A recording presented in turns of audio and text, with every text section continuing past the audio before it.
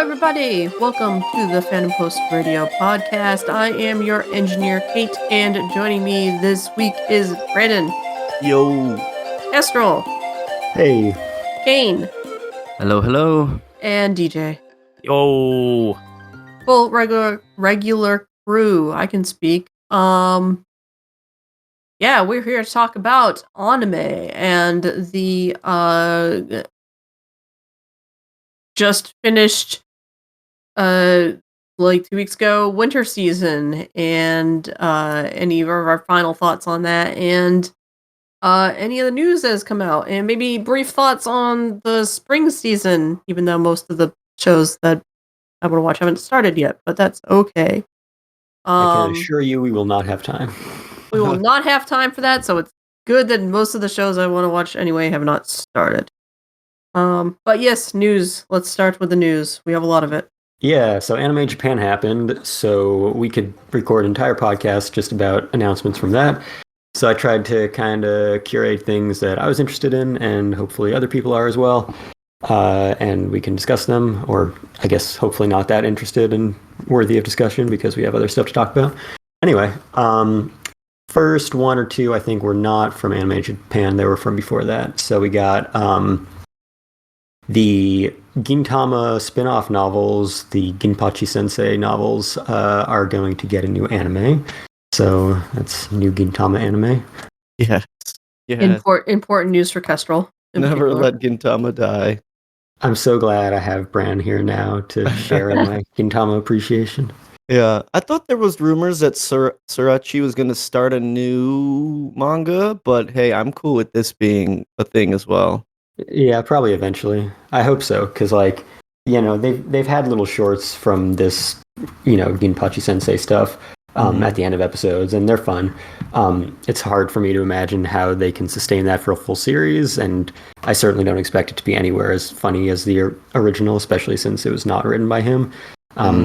But yeah, I do hope that he does something else, because I really haven't found anything else that has his sense of humor. Yeah, I feel like Jump has a sore lacking in good gag manga. And need to fill that hole. Gintama's a cult. Why do you say that? I say that because I barely know anyone who has watched it, but everyone I do know that has watched it fucking loves it. Maybe it's just good. Yeah, but it just reaches so few people that it's just a cult. Yeah, and then it's you look on Mal, and the top 10 shows, Gintama takes up 5 of the spots. 7 of them. Yeah. It's what's going on in that show? Because I've seen maybe 2 episodes collectively, and I didn't care for either of them. But doesn't it suffer from that? If everyone else loves it, doesn't it suffer from that whole? It's gross. That was my problem. I remember hearing about it, and I think Castro may have mentioned it once or twice, where it's you have the first season or two is not good, and then it gets good, so you have to slog through some mediocre shit, and then it gets good.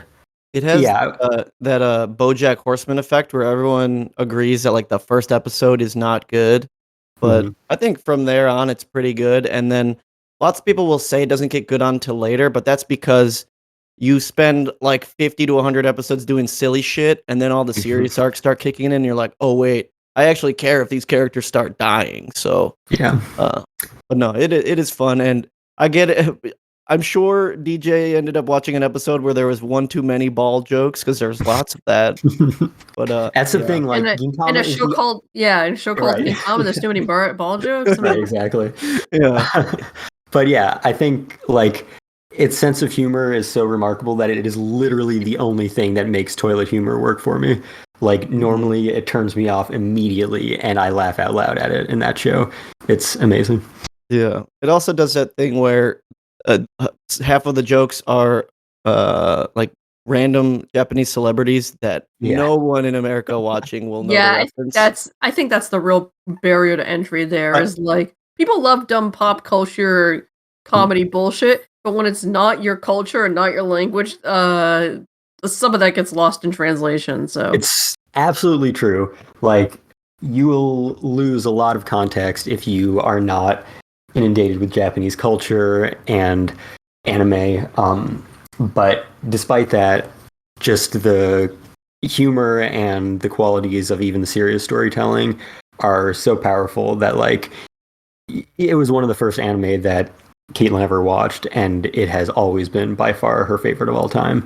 So even knowing absolutely nothing about what all those references are, it's just so funny and so great anyway.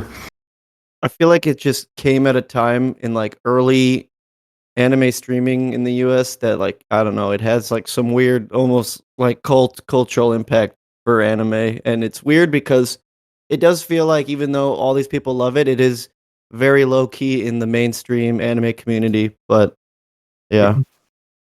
Yep. impenetrable. Yeah, I mean, you can't. People have tried. You can't really dub it. You can't put it on Adult Swim. Like, yeah, it's not gonna be a mainstream hit.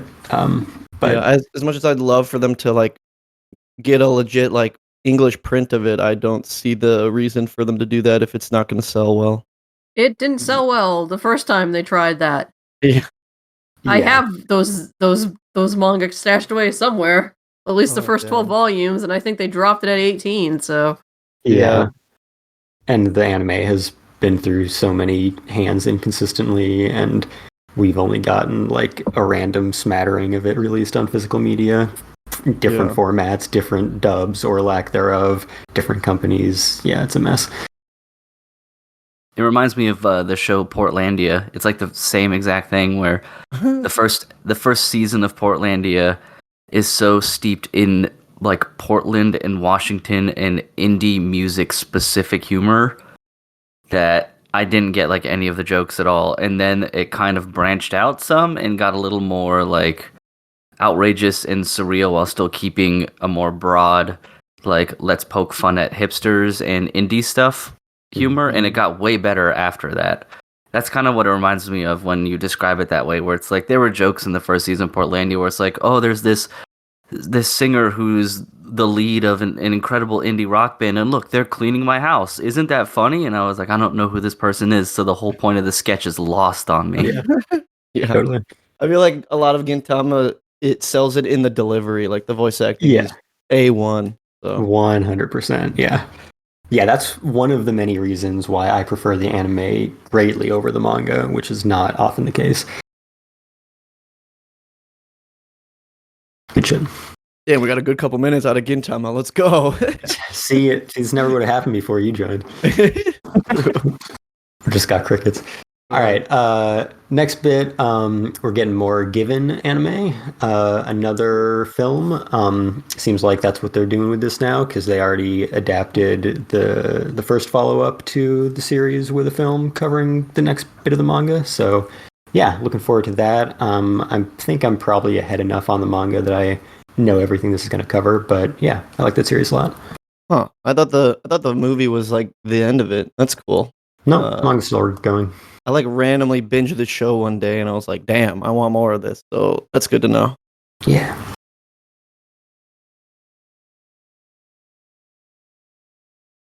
All right, another anime that's getting more in kind of a different way. Horimiya is getting a new TV anime, but instead of just like being a continuation, the first season didn't adapt, everything straight through. So this is supposed to like go back and cover some of the bits that it skipped over. So Kind of how the manga worked too. Yeah, Kinda I guess jumps so. around a lot. Yeah, Yeah, Mm-hmm. I'm down. yeah. Side characters in that show were just as good. So Mhm. So yeah, that is going to be called Horimiya Peace, as in like, pieces, not like, love and peace. And that is going to premiere in July, which a lot of the series that got announced are going to. Cool. Yep. Another thing that got announced, which was, inevitable eventually, but we get a good few years in between each season of this, and so it's always a nice surprise when we finally get it announced, which is season 3 of ReZero. Hey, cool. We didn't have to wait a million years. Yeah, a few years. Like, what was Nice. that, 2020? So it's been 3 years. I think was it 4 years between the first two? Yeah. A while. Yeah. Gonna have to re-watch that because I don't. I feel like that last season was very info dense. Yeah.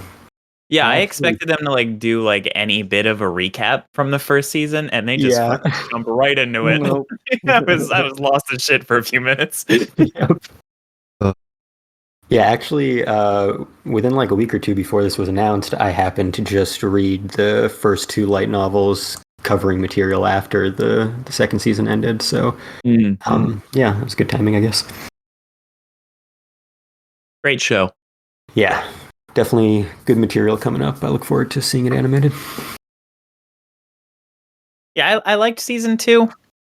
I don't feel like it hit any of the same notes that season 1 did. It was still a consistently good anime with some great acting, but there was no really big moment that broke me like season 1 had. Fucking episode 15. That shit hurt.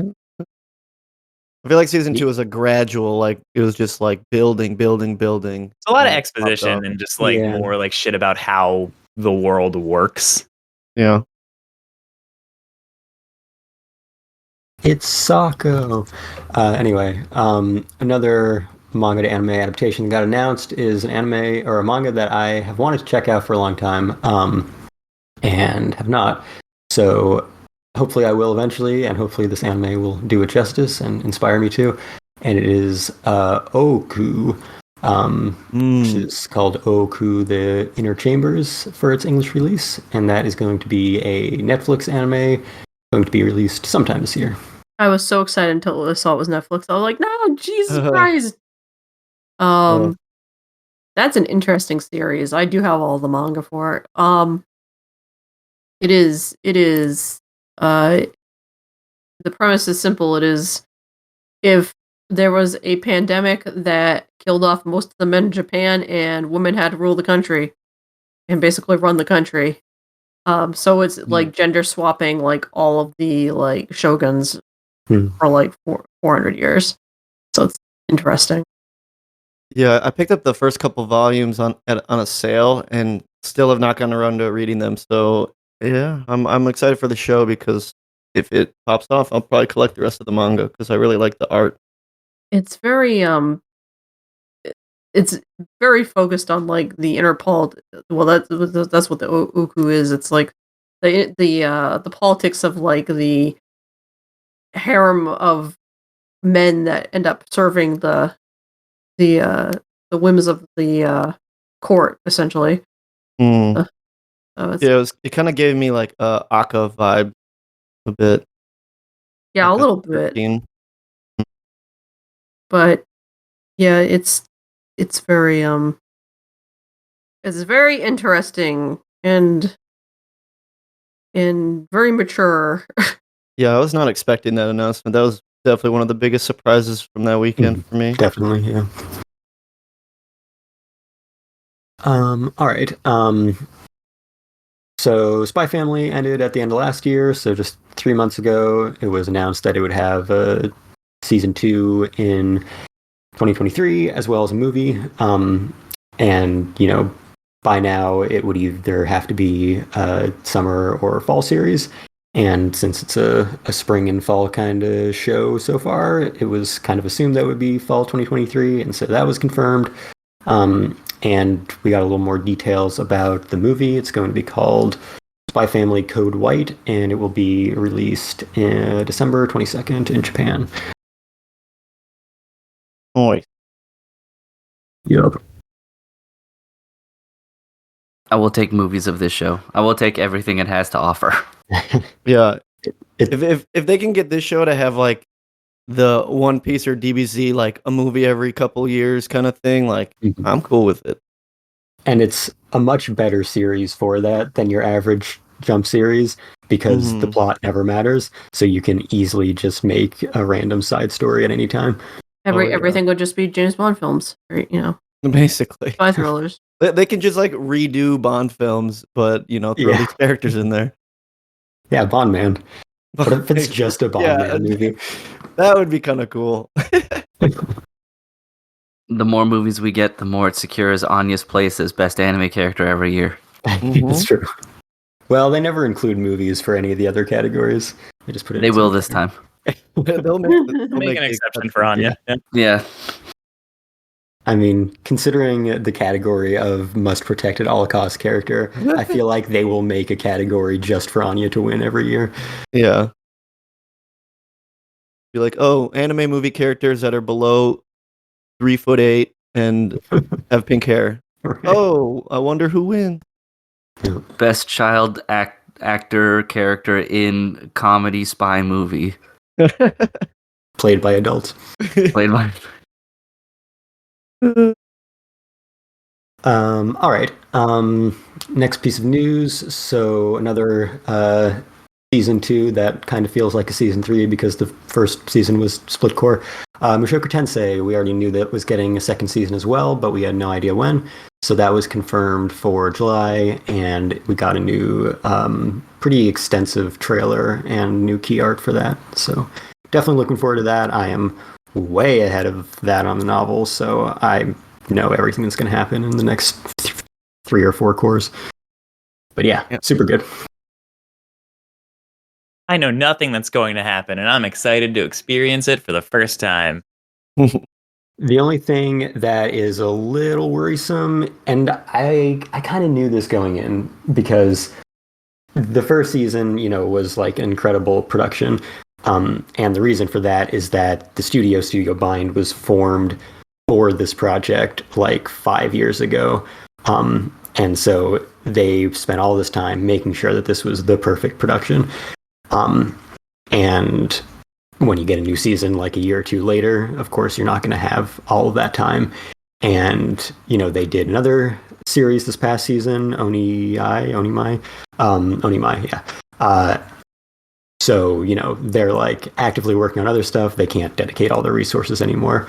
I think the director is changing, and it looks like it's probably not going to have, all of the key animation staff that the first season had that made it such an incredible thing to watch. So production values might be down a little bit, which is unfortunate because it was really great to see that for the first season, but content will still be very good.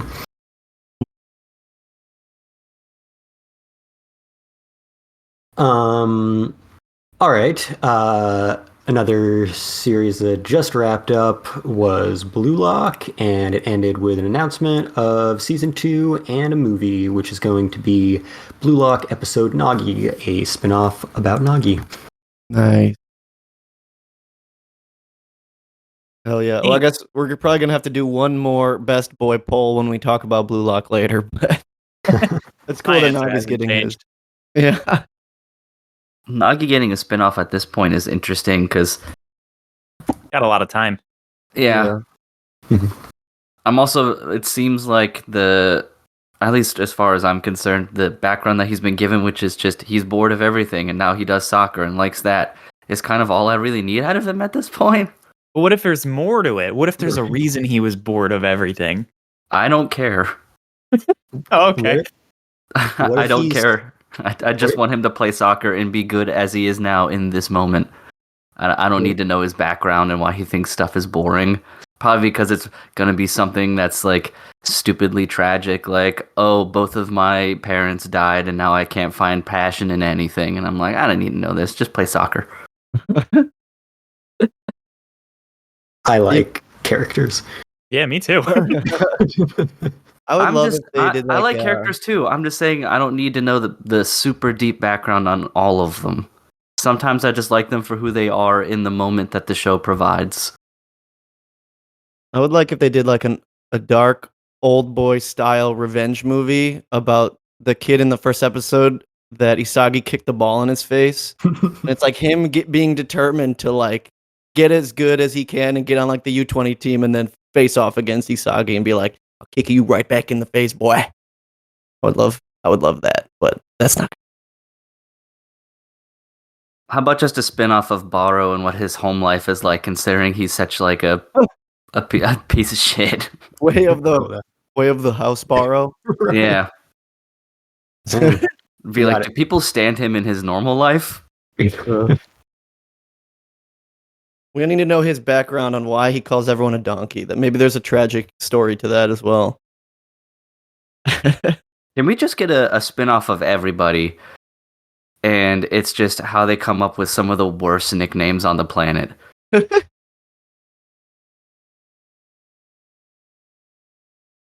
Okay. Next piece of news. We got a little bit more information on Jujutsu Kaisen Season 2. Got a new trailer of that, key art, July 6th premiere date confirmed. And that will also be getting a new director, which was kind of speculated because the first season's director is working on an original series. The replacement for him, they're kind of going the way of Chainsaw Man, where the new series director has never directed a series before, but has directed some of the best individual episodes of a few series, including Chainsaw Man, Jujutsu Kaisen Season 1, and Ranking of Kings. So, yeah, looking forward to see what he pulls out. Was it confirmed that they were going to replace Geto's voice because of the drama? Probably. I can't remember what all they've replaced him in so far. That might have been one of the ones. I can't remember. Yeah, I feel like it was, but see, should be interesting. Yeah. God, I can't wait for that season. It's going to be insane. I assume you've read all of that manga. Yeah, I'm up to date. I read it weekly. Mm-hmm. Nice. Yeah, I will just not to be extremely hyperbolous and hype, but I think it's like the content of the next 2 cores is like at least double as good as the first season. So nice. Yeah, look forward to that. All right. Also, just ended was Bungo Stray Dog Season 4. Usually we get quite a gap in between seasons of that, but this is the first time that we've kind of just ended in the middle of an arc. So it was nice to see that we got Season 5 confirmed of that right when Season 4 ended, and we are getting it next season. Damn, Bones is going in. Mm-hmm. Yeah, I'm surprised they didn't just like announce this as a split core thing from the beginning. Because clearly they already had that planned if they're only taking one season off in between them. But yeah. Whatever. And my last bit of news here is actually a very similar situation to Horimiya, strangely enough, which is Quintessential Quintuplets is, obviously that story ended in the movie, but it is also getting a new anime adapting unadapted stories from the manga. So that is going to be called the Quintessential Quintuplets Tilda, because they like just naming seasons after characters, not like actual characters in the show, but Unicode characters. So, yep. I hope we get an announcement soon from that author's new manga, because I've heard good stuff about Joker Ranger or whatever it's called.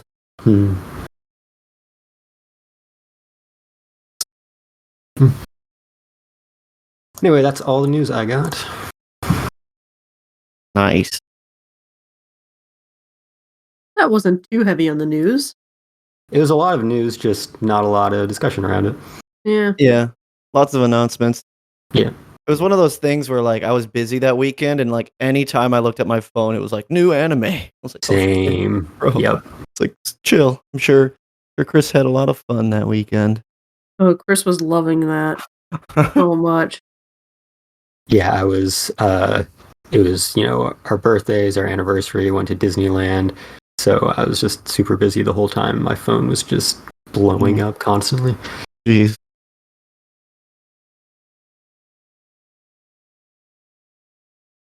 All right. Winter season. Yes. Which I guess is, not technically over, depending on what the fuck is going on with Nier, I suppose. And Vinland Was it- Saga is still going, and Well, yes. Well, Series go to the next like season, but some Nier have been hasn't delayed. even finished a season's worth of episodes. Yeah, a bunch of stuff got delayed and postponed and on hiatus. Yeah, it's kind of stressing me out that there was no gap because like all the spring shows are starting. I was like, wait, Mashal starts this weekend. I was like, no, wait, I don't have time yet. I like had to binge a bunch of shit in the last day or two just to be mostly caught up. what's the reason everything's Yo, that's like that's off my schedule? technique, baby. I Is there a reason that stuff keeps getting delayed, or is it just think most of them were COVID delays. Yeah, I think there's been a lot of COVID going around the anime studios and potentially a lot of other production problems that they're blaming on COVID. Because like every Aniplex show got delayed at the same time, even though they were all at different studios. So, yeah. Not fully known, but some combination of those two factors, it seems. But yeah, it's weird. Over here, it feels like COVID's over.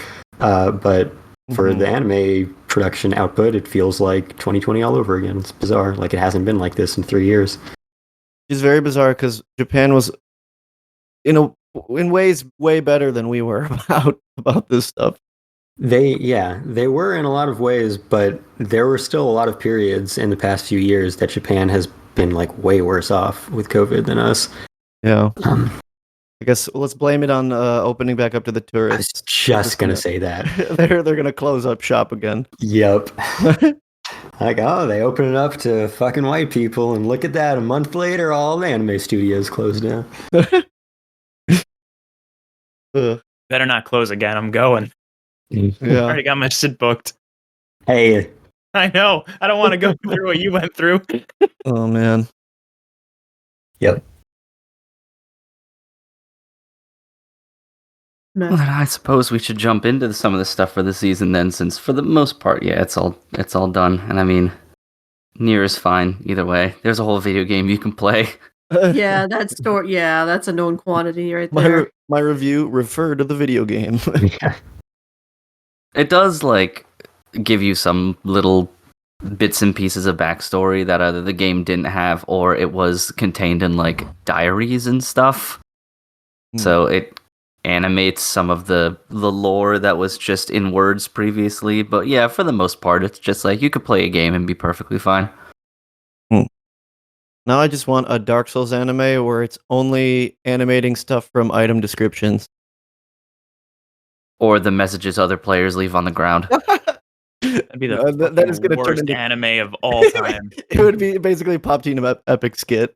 It really would. It'd be better than Birdie Wing.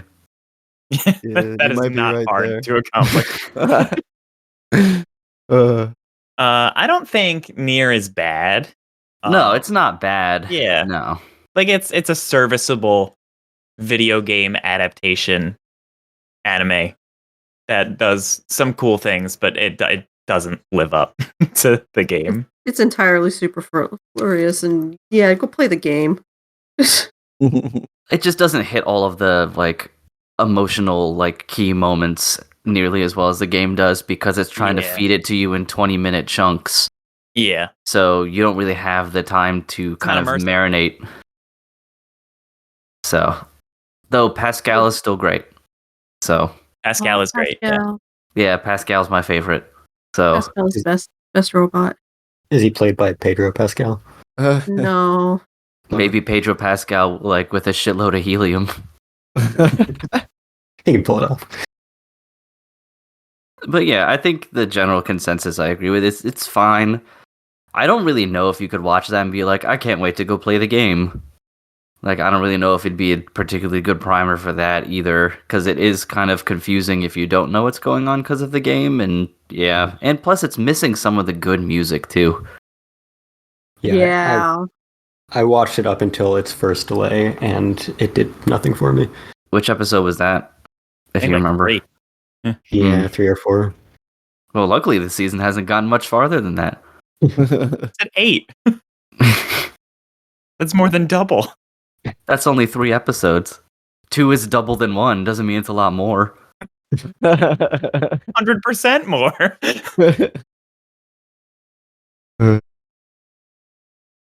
Hopefully. Yeah, it was fun seeing some of the like key moments being animated and everything like in a way that isn't interactive. So like some of the stuff where you could point it out and be like, "Oh, I remember that" or anything. And I still sometimes when I'm watching like the OP and stuff and it's showing like 2B running, I'm like, man, they really nailed the running animation. I don't know why I think about that every time. I guess because the running animation she has, it feels like there's a lot going on there because her like limbs are so dangly. Yeah. You do have dangly limbs. Yeah, but I'm just excited you're watching the opening. it's because the Crunchyroll app is so shit. Like I can't afford to skip them anymore, or I could just crash the whole thing. That's the plan all along. It's a little funky over there right now. Yeah, I think Crunchyroll is the main villain of this season of anime. Right. Do you know, or does anyone here that was watching it know, like, what the general plan for the show is? Like, are they just gonna do 13 and try to encompass most of the quote-unquote main storyline of the game? I'm not and even that's sure just about they know. It's all an elaborate troll by Yoko Taro at this point, so. Yeah, it's gonna be like the final 2 episodes of Evangelion at the end of it. It'll be wild. Oh, I would not put it past the man. They reduce it down to what the hacking scenes actually look like in the game, where it's just triangles and shapes. Yes. Oh my god. Yes. I would not be surprised at all. That is what I think will happen. It's just an entire episode of triangles talking to each other. See, I don't think the show goes hard enough into like weird Yoko Taro-ness. Like they need to like go harder. I mean, the Yoko Taro-ness doesn't really translate to anime well, which was always the worry going into this. Like, how do you take that feeling and turn it into a show that isn't made by Shaft? Like, I don't know if you can. Yeah, but yeah, as much as we're kind of criticizing it, I kept watching it and thought it was fine and it was decently fun since I played the game, but yeah. So I don't know if anyone else has anything to say about it. No. Nah. Still felt bad when Baby King Robot died, though. Yeah, Baby King Robot. Whatever. He doesn't have any lines. I don't care about him. It's what he represents, DJ. He represents. All right, well then we can shift. I actually wanted to move real quick to talk about Kaina with you, DJ. Okay. And what you thought about the ending in particular. And I'm gonna boil it down even more specifically. I had one of the first moments in many years watching anime where I talked at characters on the screen. And fun. Is it was when her brother was talking? No, it was when she threw the rug on the fire. Yeah. When she threw the one-of-a-kind, priceless rug that they were going to try and use to convince King Dad to go find the great, spire tree, and she just tosses it onto a fire to help some lady, and I remember just putting my head in my hands, I was like, you fucking idiot. There were a lot of really idiotic moments in that show that I feel like were just a result of bad writing. But my big talking to the character moment was when they're on the bridge and the fucking Valgians or whatever they're called are like about to like kick that other girl off the bridge. Oh yeah. And her brother is just like fucking, do they not realize that you're the actual princess? Like, and that's not a real one? Just like fucking loud and clear, like in a crowd of people. Oh yeah. And he says it multiple times. Yeah, he doesn't shut his goddamn mouth. Yeah, and they're just fucking looking at him like, So I was amazed that the people didn't hear him the first time when he's like, "Wait, isn't that you, sis? Aren't you again?" It's like he was there. He was there to move the plot, but he existed outside of the plot. So he's like, "Wait, maybe they didn't hear me. I have to." The princess, it's you, right? Yep, that's fucking Kind of was wrong.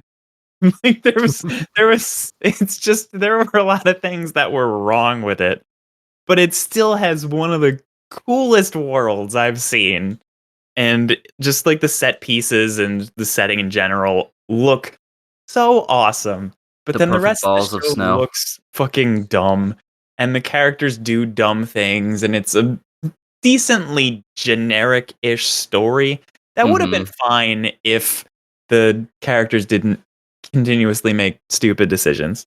But overall, I still think it was like fine. Like it's an okay anime.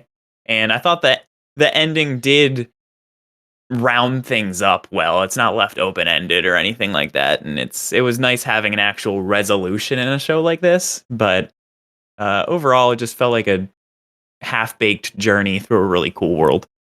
Yeah, kind of like it felt like a story that was written around a world and not around the characters inhabiting it. Yeah. And so therefore you get this cool world that has all this neat ideas and stuff, but then they're like, okay, we have this world, well, what's going to happen inside of it? And then everything else was like fluff.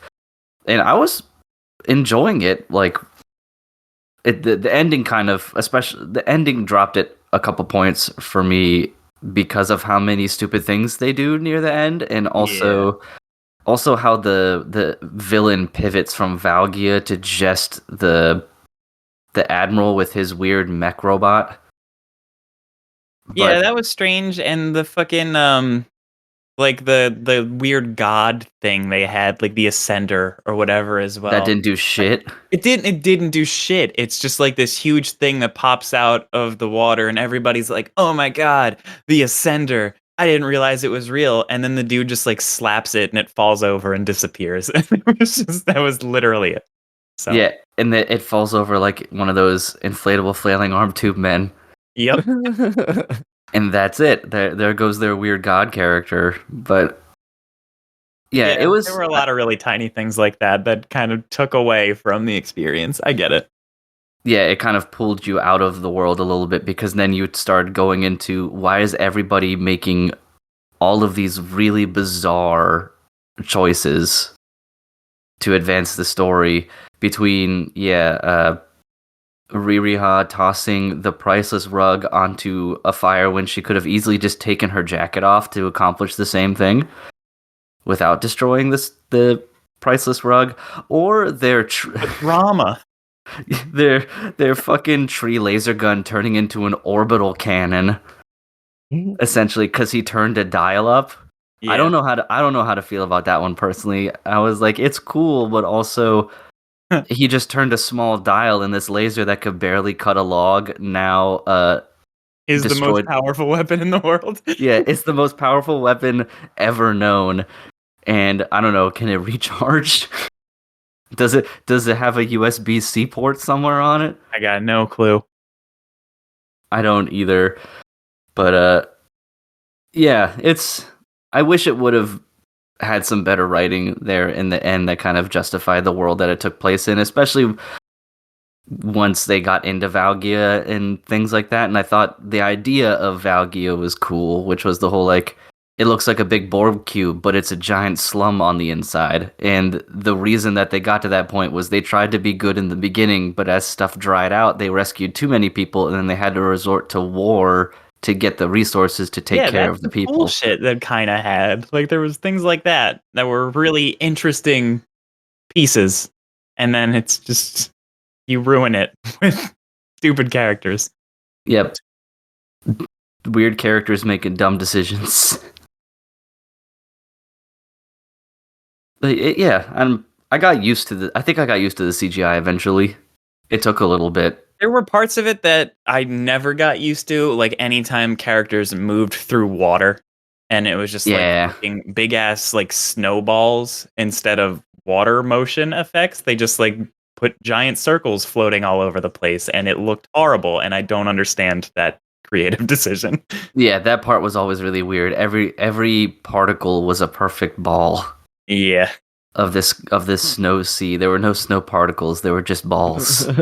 It was so strange. The 3D artists didn't get past the make a donut part of Blender.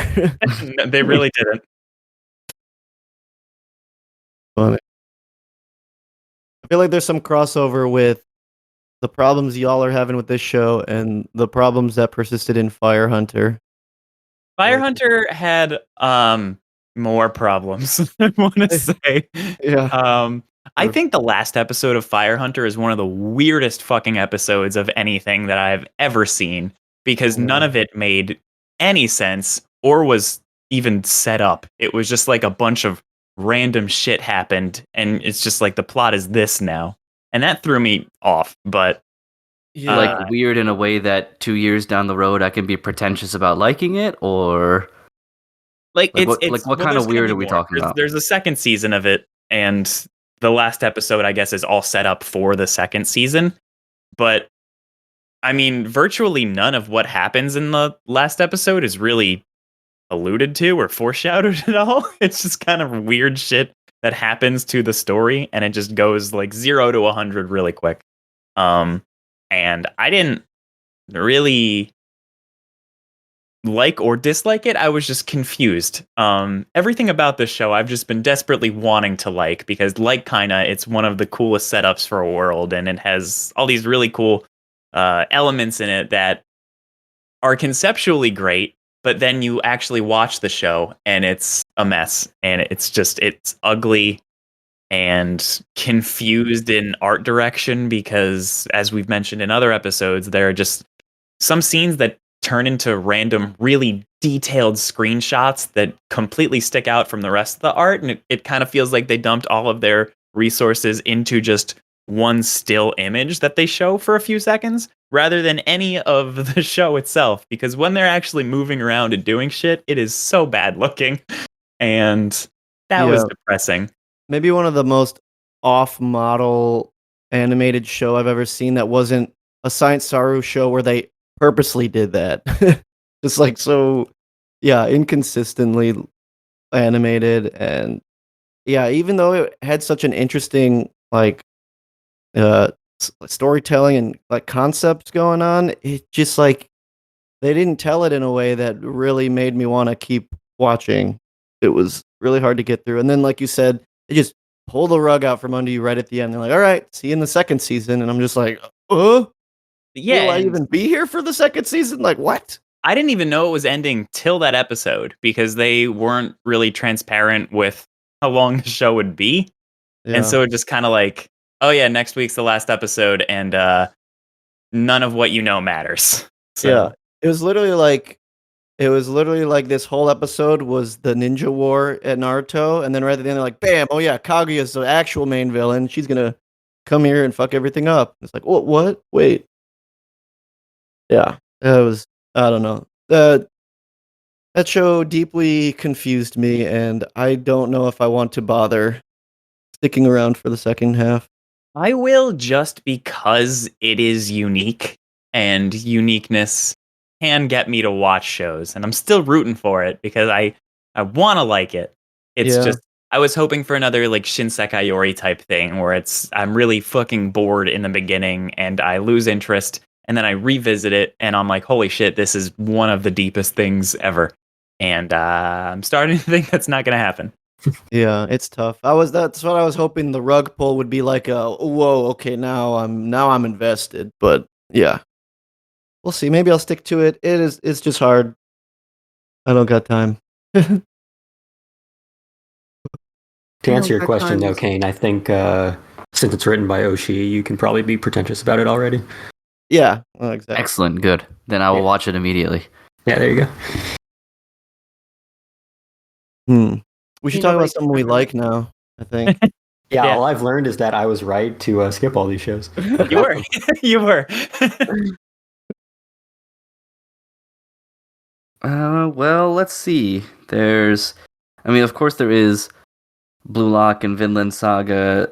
A couple of you watched Buddy Daddies, which I always like hearing about. I think Buddy Daddies overcame.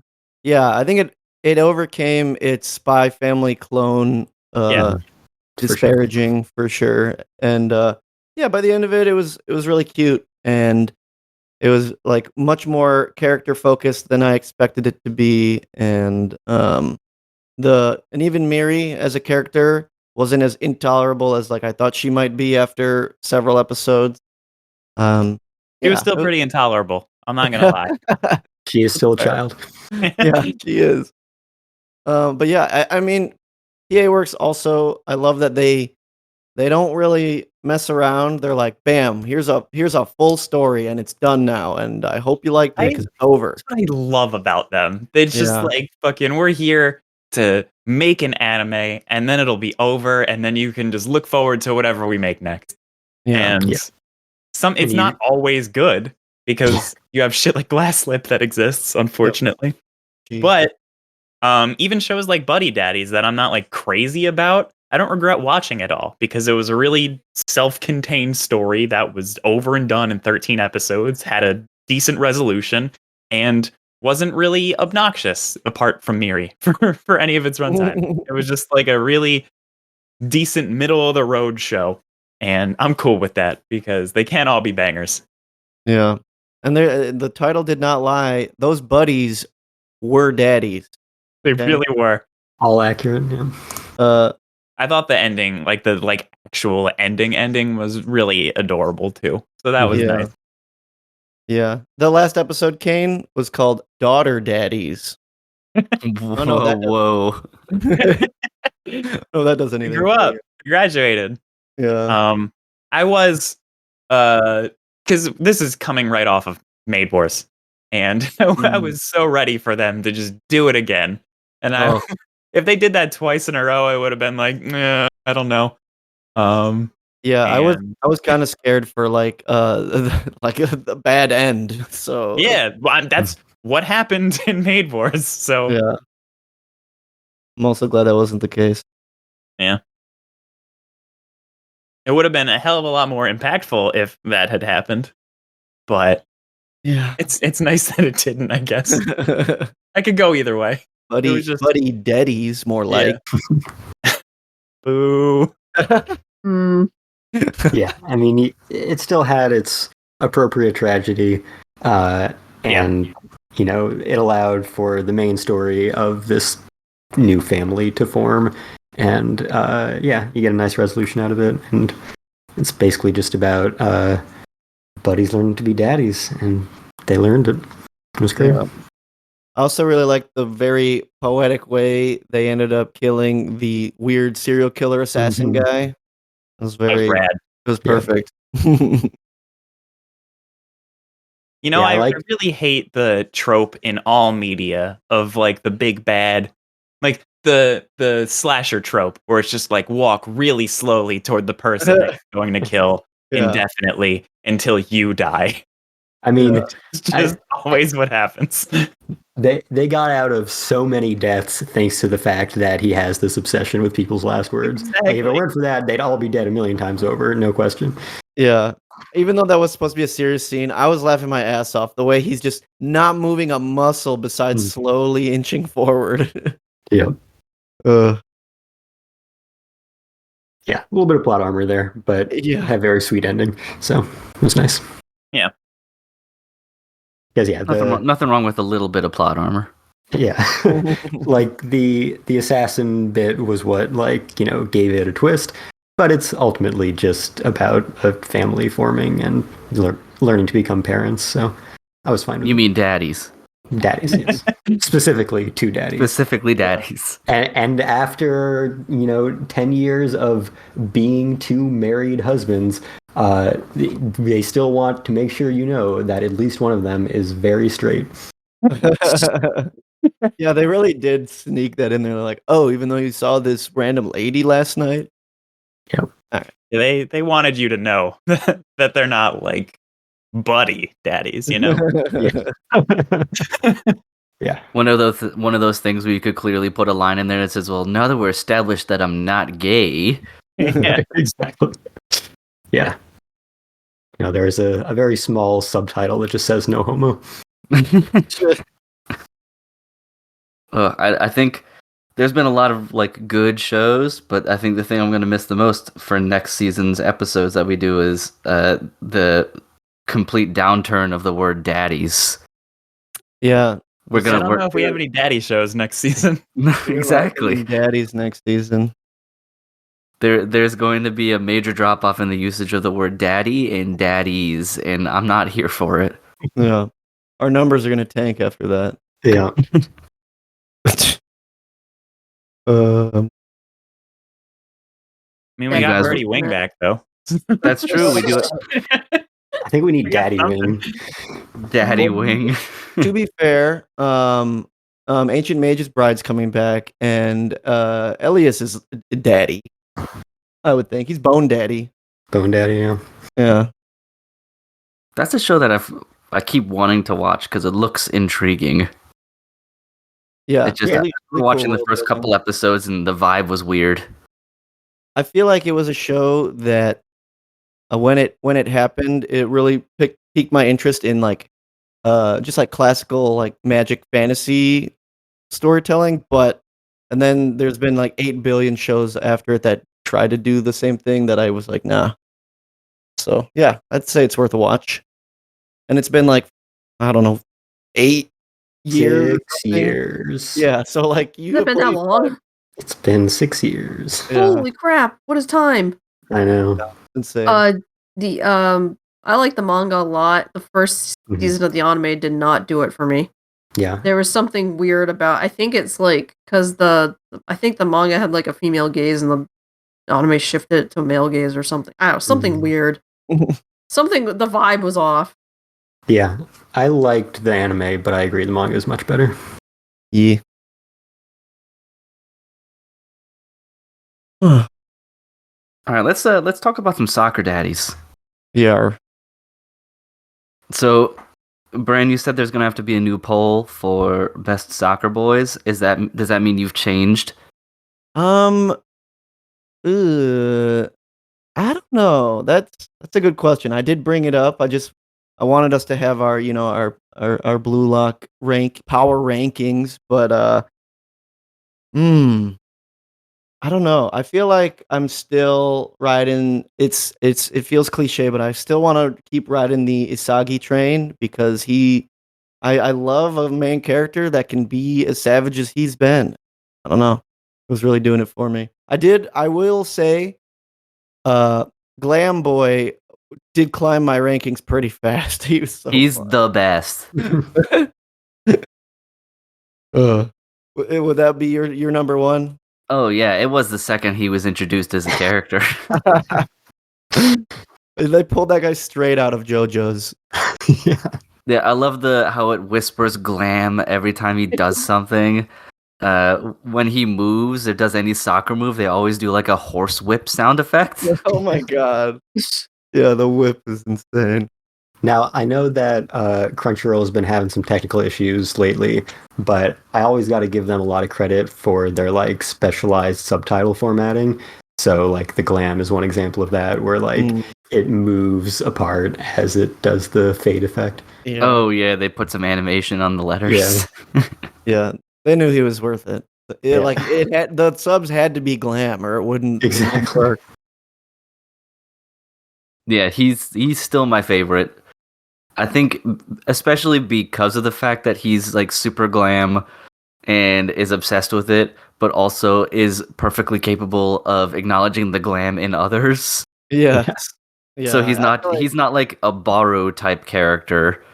Mm-hmm. Like it's begrudging, but he'll be like, "Oh, that was a totally glam move right there." Like he recognizes game.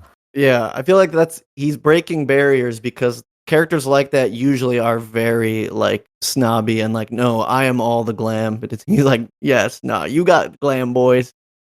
The second they were going up against Isagi's team with Shiguri, and he said it's an honor to be playing against someone from the Glam fam. Boom, that was it for me. That was a good line. Yeah, that was fucking it for me. He had me immediately. Give that translator a raise. Yeah. Yep. Whoever did that part deserves a bonus and extra vacation days. Yeah, the show is still really great for me. I do have some. I hope they don't do a lot more English. Oh god. That totally was forgot about a little that. hard to watch. That was I just feel I just feel bad for the people having to dub it. That's gonna be so awkward. Yeah.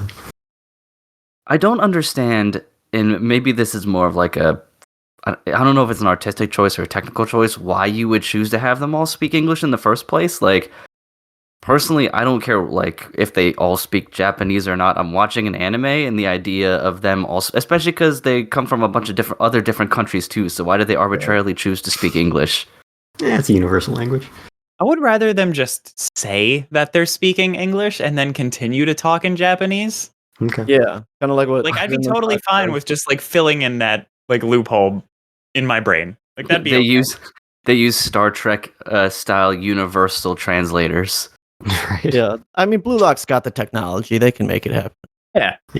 I mean, yeah, the point of it was the language barrier, and I appreciate when the languages are actually correct. I always feel a little weird when I'm watching a dub and the characters like talk about the fact that they are currently speaking the Japanese language. I'm like, but are you? So, I'd be down with just finding native English speakers. That'd be cool. That's every that'd time be fine. because Sakura Quest and at least one other PA Works show has had a character that was a foreigner, acted by an actual person who spoke English, and I thought that was cool because that never happens, and I don't get why they just can't like find anyone who speaks the language. Those people There are exist. plenty of people in Japan who speak English. There Why are don't we like hire any? okay, if Wild Hearts could do it, these anime studios could do it. Like seriously, come on. Yeah, I feel like there's some kind of like, I don't know if there's like a voice actors guild or something in Japan, but I feel like there's probably some kind of leaning towards like keeping it in house. Like letting Monica Rial speak Japanese. It's like one of those where it's just like we have her on staff. Yeah. You can do it. Okay. Oh man, I just remembered how fucking awkward the Steins Gate Zero dub was. Thank you. God. There's the worst, most unnatural choices you could possibly make. God. Yeah, those parts notwithstanding, the show is still going really strong. Also, I'm bad, like just because the cast is so big. Is Temple Kid back?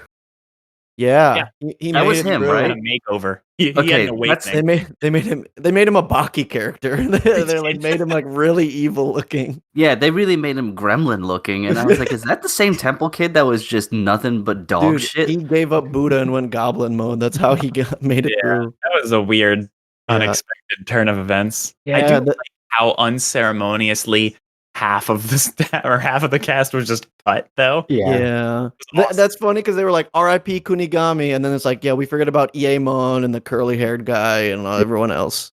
No one they remembers didn't him matter. anyways. Yeah. The only one from that extra crew I time. felt bad for was the guy who had to play goalie the whole time. Yeah, exactly. Yeah, he never got a chance. No, he really didn't. But I mean, that's part of the thing. He didn't have enough ego to step out of the goal. Exactly, yeah. Yeah. Kunigami broke me though. I like his like last line in the game when he was with Reo when he's like, keep your head up, like that. Oh, and then now that he's not through, that kills me. And of course, it's the heelest of heel characters who delivers all that news. Yeah. Basically, like the Broly of the group, where he's like, trash will always be trash. Yeah. At least they we got an interesting other monkeys. Yeah, we got an interesting cast of characters coming around. Lots of people with interesting hair. I was gonna say they got more and more anime like as They as we really get further did. in. We went from vaguely realistic to just like some guy who looks like he's in Super Saiyan mode all the time, and he has the bushiest eyebrows ever. That's how you measure the importance of an anime character. Like, the more ridiculous you look, the closer to protagonist you are. I think the problem with that, though, is, and it could just be another thing that it doesn't matter because Ego is just an enigma, but that dude's ranking is like 114. Mm. Like, it's really low compared to the others. So if you went by the numbers, you'd be like, oh, this guy's bad, but he must have some sort of like quirk in his game that allows him to ascend past that. And I'm going to go ahead and guess it's intentionally hurting other players. Yeah, that's a fair guess. Yeah, I was just gonna say his shit talking is like mad good. That he's just psychological. He breaks him down. Like he's gonna be the guy that tries to make Chiguri tear his ACL again. That's just what that feels like. Well, yeah, penalties are a big part of soccer. What if he's just really good at getting away with penalties? I mean, it could be that too. Yeah. Like, it's just there has to be some type of gimmick, I would guess, because if you went by their rankings, he's like terrible compared to some of the others.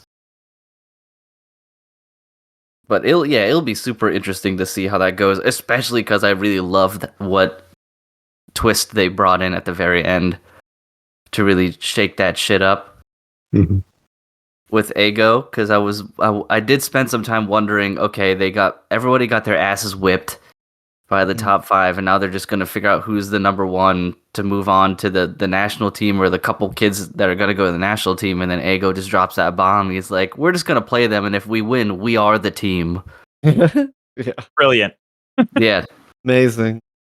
I thought it was a great up the ante. I was like, oh shit, now I'm back in it. I was starting to come out of it a little bit because of how many characters are there, and this selection process had been taking such a long time, and we still weren't all that close. And then he's like, never mind, change of plans.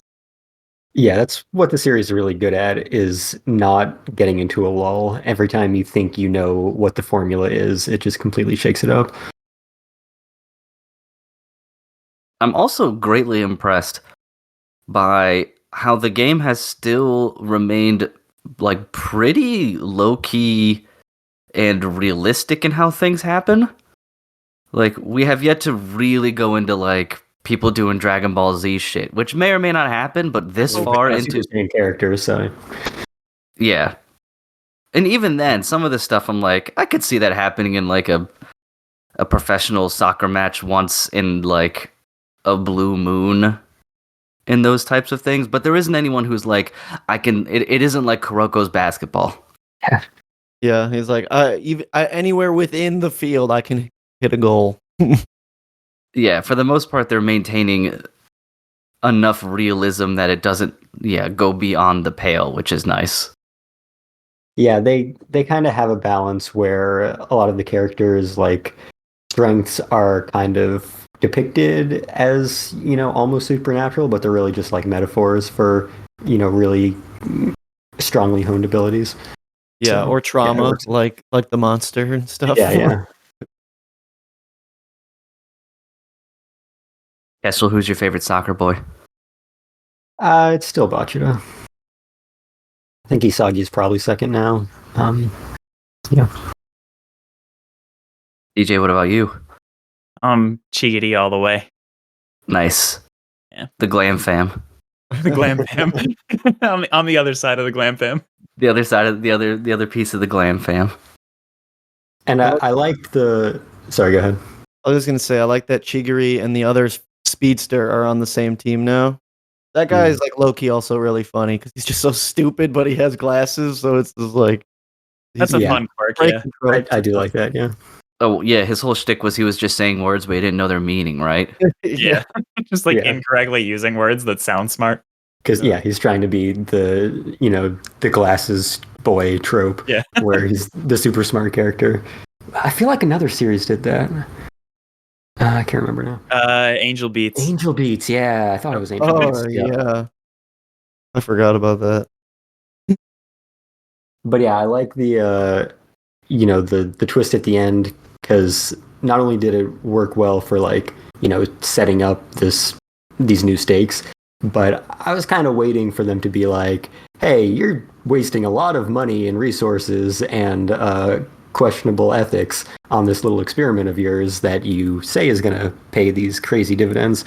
I'm not really buying it. So I figured that was going to happen eventually. Yeah, he can't keep getting away with what looks like spending millions of dollars. Yeah, to trap a bunch of children in a Pentagon. Also, let's be honest. When part to begin with. I was gonna say, let's be honest. That part where the guy was like, "Parents are calling us." I'm like, that's the least of your worries. You just threw that in there. You're more concerned about the money. You don't give a shit what happens to these kids. It's true. Yeah, it is nice that Ego didn't have to like outsmart them or like change their opinion right there. He's like, all right, then bring your best boys and play my boys, and we'll see who gets to actually play. Yeah. Right. It is definitely the way to, show that this experiment has actually been doing something. Yeah. Because, I agree. Like, they have no reason to keep funding this. They never really did, but yeah.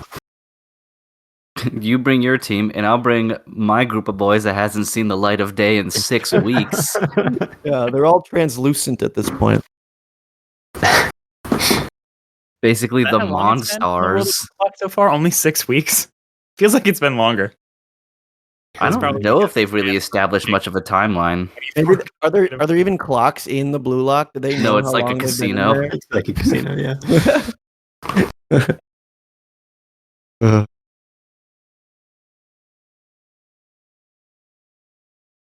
Is that taking a break now?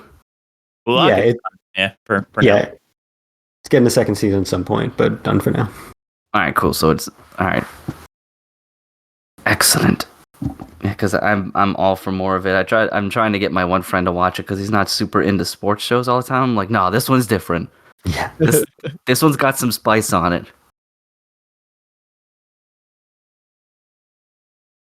Excellent. Let's how about we transition then? Bran, I want to ask you about how Trigun Stampede went for you, because I remember last time we talked, you were like, let's see how it goes.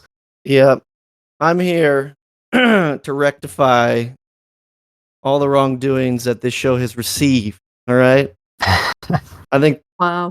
I think now it's now or never to get on the right side of history, because Trigun Stampede is actually pretty good. And I am going to stand by that. I have heard that from everyone, so I believe you. Yeah. I will agree that, like, I think the beginning there was some rough things with, like, just like the visual design of the world in some parts, and I was not a fan of, like, Vash's personality and stuff at the beginning. And of course people were worried about, like, oh, they left out this character, they left out this plot point, or like they're doing things in different order. But I think the last half of episodes really turned things around for me, because visually this show at the end, I don't know, Orange like keeps outdoing themselves, and some of the visual effects in the last few episodes were like so mind-bogglingly beautiful. And yeah, it like truly like movie quality CGI. It like looked so good. And as for people being worried about, like, oh, where's this character and like what's happening, and people not knowing, like, what are they going for, like an alternate timeline, or like what is it? It might not be a one-to-one true prequel, but the way that they wrapped up this first season of Stampede is almost perfectly setting up to lead right into where the original anime started off. So I think for people who are fans of the original, it should be enticing that we get like a really cool precursor to what would eventually be those later events. And I know there's some people weren't a big fan of, like, knowing the twist earlier, the whole twist about the flowers and Vash and stuff. But I think the I mean, the plot for Stampede very much you needed to know all that information. And I mean, the twist now at this point is 20 years old, so it's like if you enjoyed it back then, you don't need to be twisted again, I guess. But it should be accessible to new people, and they should have the same kind of impact available. yeah, that's true. And you can watch the original first still. I don't think, like, that Stampede changes that necessarily, because it's still yet to be seen how close they're going to follow the original, if at all, with the second season. But yeah, and I think my other point about me not being very into Vash's character at the beginning was rectified in a way, because a lot of the characters just started to really challenge his worldviews, and the plot showed that the way he wanted to save everyone and not kill anyone and like be friends with all the humans even though they all hate him. Like it just wasn't going to work out, and that resulted in the July incident, which is cool that we finally get to see that because it was only like alluded to in the original anime and not really, you never really get to see what it actually was. But yeah, I don't know. Stampede really turned it around in the second half, and I think it was I'm really glad I stuck through it because visually and audio too, like the visuals and the soundtrack all at once in the last like 2 or 3 episodes was just like my jaw was just like agape at some points because it was just popping off so hard.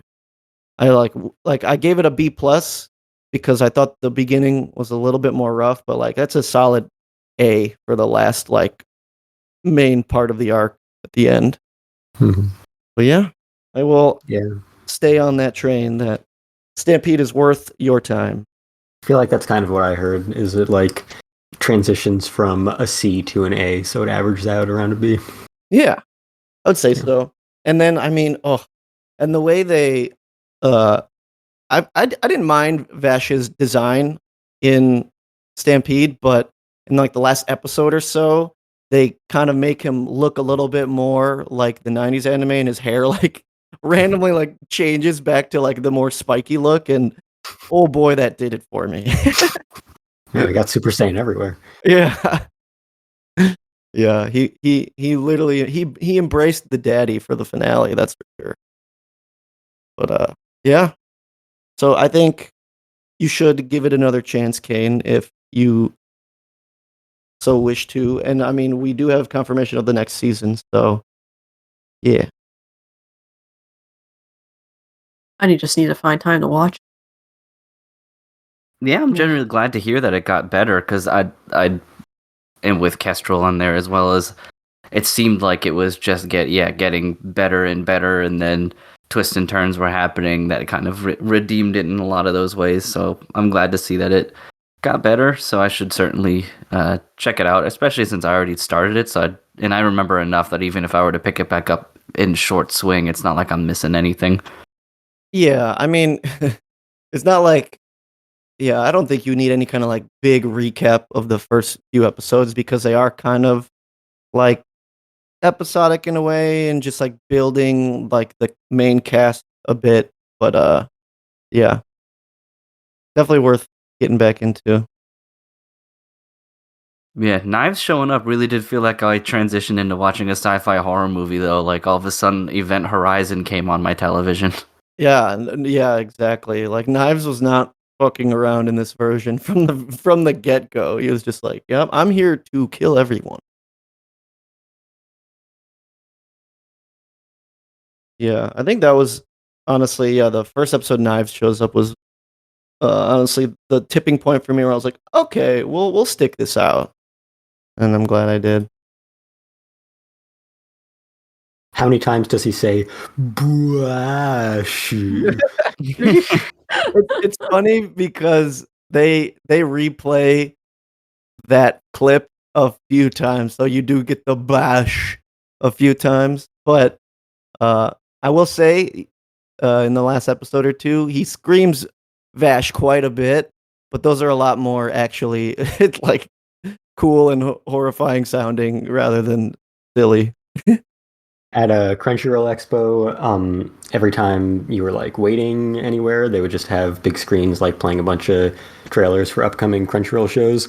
And so I heard the little kid Knives Vash line like 1,000 times that weekend. Yeah. The Nai and Vash yelling at each other it actually does rival Naruto Sasuke a bit. Like it How about they Tetsuo kind of go Kaneda? off. Oh, yeah. Close, but not close enough. But it's a lot. Uh, yeah. Awesome. Well, yeah, I'll have to check it back out then because there's still parts of me that wants to watch, especially since it came into a redemption of sorts. But we can shift focus to another show then. DJ, was there anything that you wanted to talk about off your list, or Kestrel for that matter in particular. I know we have at least like Vinland Saga that we have in common and stuff, but I know we always seem to end the episodes with you guys speedrunning some shows that you wanted to talk about. So if there's anything that you wanted to now real quick before we do that so it doesn't feel... Yeah. I'll just I'll quickly give a shout out to Mo Ippon, the fucking judo anime from this season. Because it was easily the biggest surprise for me, and was like good sports anime crossed with a place further than the universe. So it was a really interesting combination of things that just focused on a really close-knit group of friends in a reformed judo club that was about to get gone, because that's how anime works. And they're not great, and they're just kind of doing their thing because it's what they love. And it was really heartwarming and really dramatic in like a not depressing dramatic kind of way. It was like motivational, and it was just it was a heartwarming thing to watch every week, and it was really good character work, and the score was surprisingly great. I liked that show a lot, and nobody's gonna watch it because it's another niche sports anime that's not like, it's not poorly animated by any means, but it's not like anything to write home about. So it's just not going to generate a lot of buzz, but it should, because it's nice and it makes you feel good. Yeah, I think it's unfortunate that, I mean, I feel like lots of people that love sports anime have a natural crossover with like being fans of shonen. So it's like, if it's not being hype sports moments, then why watch it? But I feel like the sports anime genre, it's just not like the point at all. Because like they're not great. They're just kind of like middle of the road judo girls from a no-name school trying to compete. Yeah. And so they're like destined to fail from the beginning, but it's the journey there and seeing them and like why they love judo so much. It was cute. Yeah, I think that's something about sports anime that I wish was capitalized more, because as a genre, it has one of the best ways to do like coming of age character stories.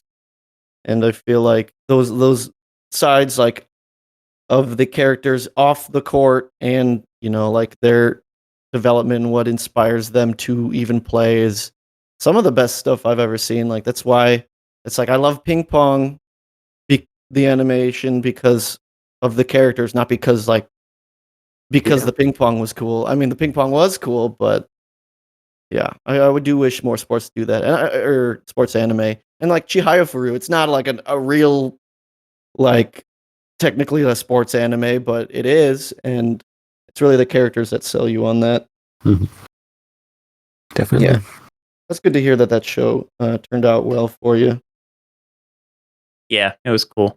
It was really inclusive too. Like it had a lot of like different body types and different ethnicities of people like competing, and it was cool.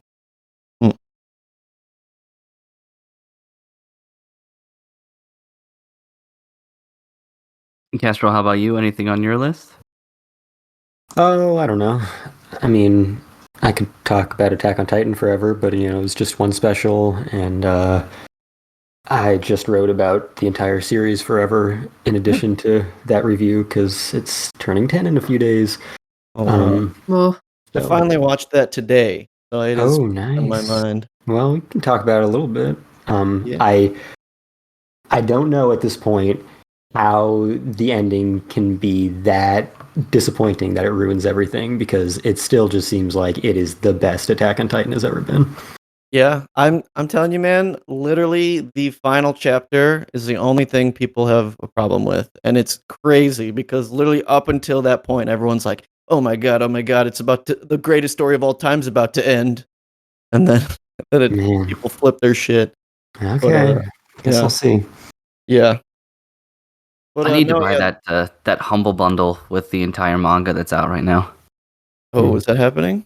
Yeah, they have one that's like $25 and you get the whole manga and then all the spin-offs I don't give a shit about, but you do get the whole like main story. And I think PDF that Attack on Titan Junior High was actually genius, and I don't care what anybody says. I think that is one of the ones you get, as well as like one or two other. So good. It was so self-aware, and it was amazing. I am quoted on the back of that book. That's right. Yeah. I am quoted on the back of that book. That's silly. In English.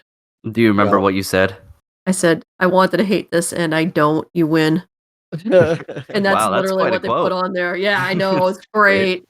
That was really good. I was on there and Sean Gaffney had a quote on there, and it was, we were both like high-fiving each over the I reviewed that too, and I'm still jealous they put you on.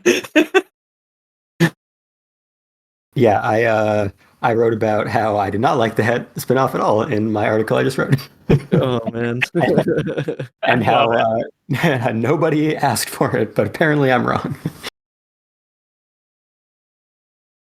But yeah, the special, like, I don't know, it was I assume everyone was worried with the way that they were cutting up this final arc and stuff, but honestly, I thought the pacing was almost perfect. Like there wasn't really a lull at any point, and I feel like the hour-long segment like perfectly captured like 2 or 3 big moments, and just like the first 10-15 minutes was just insane. Yeah.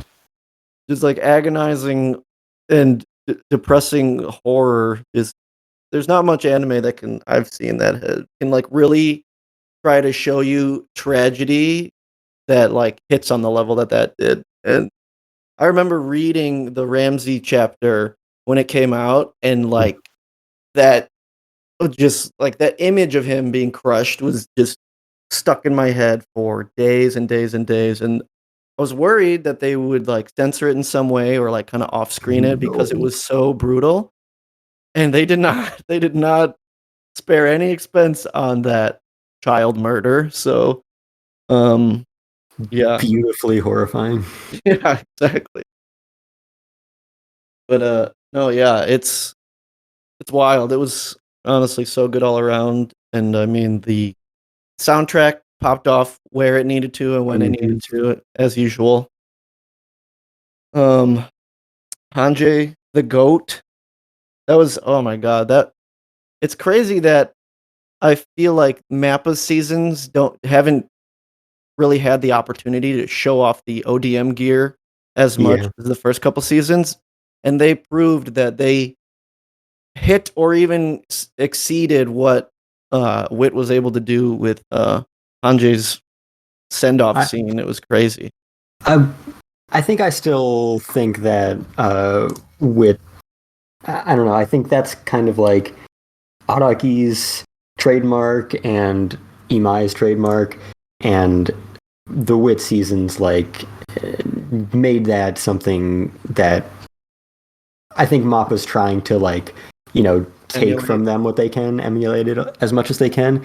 I think it was definitely like, something that they really brought to this adaptation, and I'm really glad that they got to it first, because I think, it could have been something a lot less creative.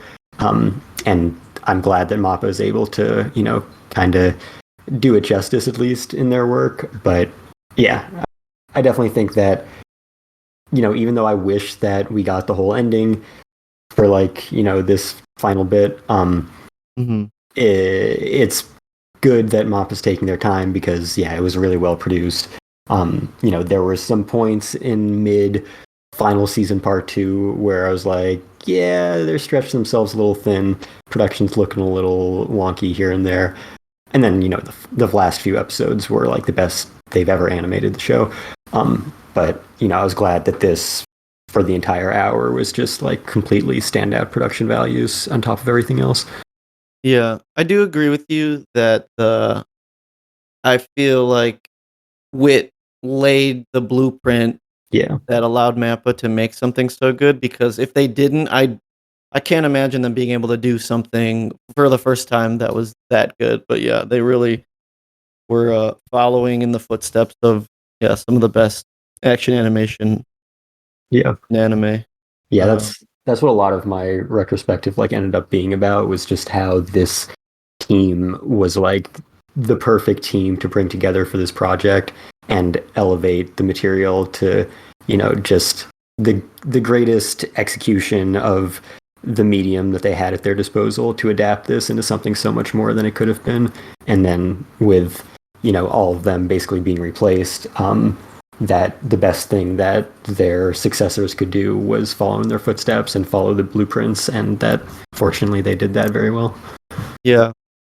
We will see though for the final episode because to be fair, the rumbling is lots of titans, but it's a lot of colossal titans walking in a straight line. Yeah. And they were able to use a lot of the camera work and visual effects to like make it look really good.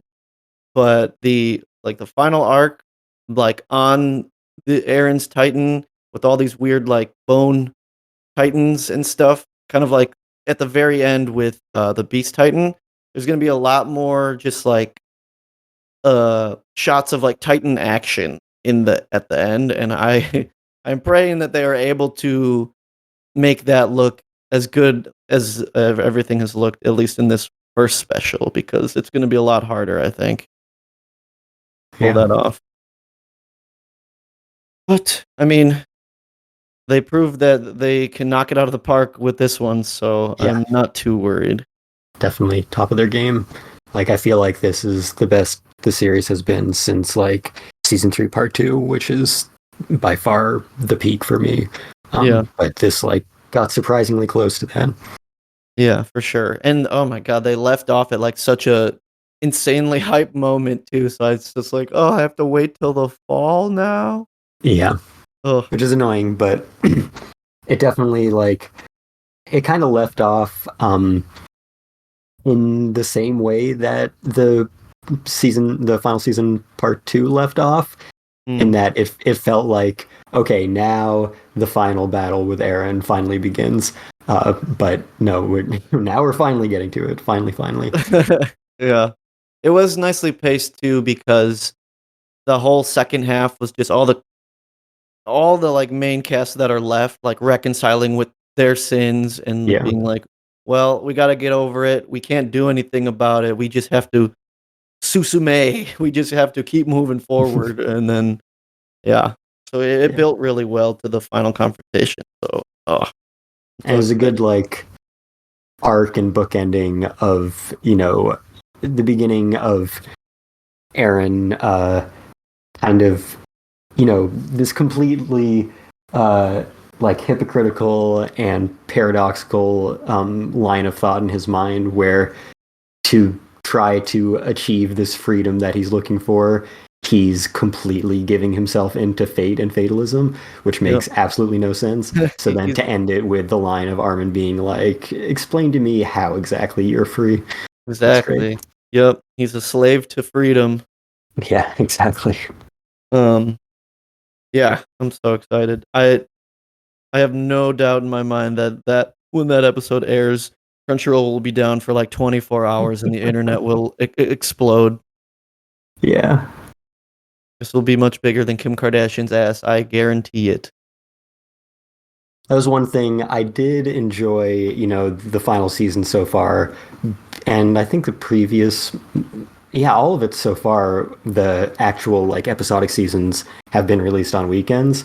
So I've been able to like pretty much watch every season or every episode of Attack on Titan as it drops on Crunchyroll since 10 years ago.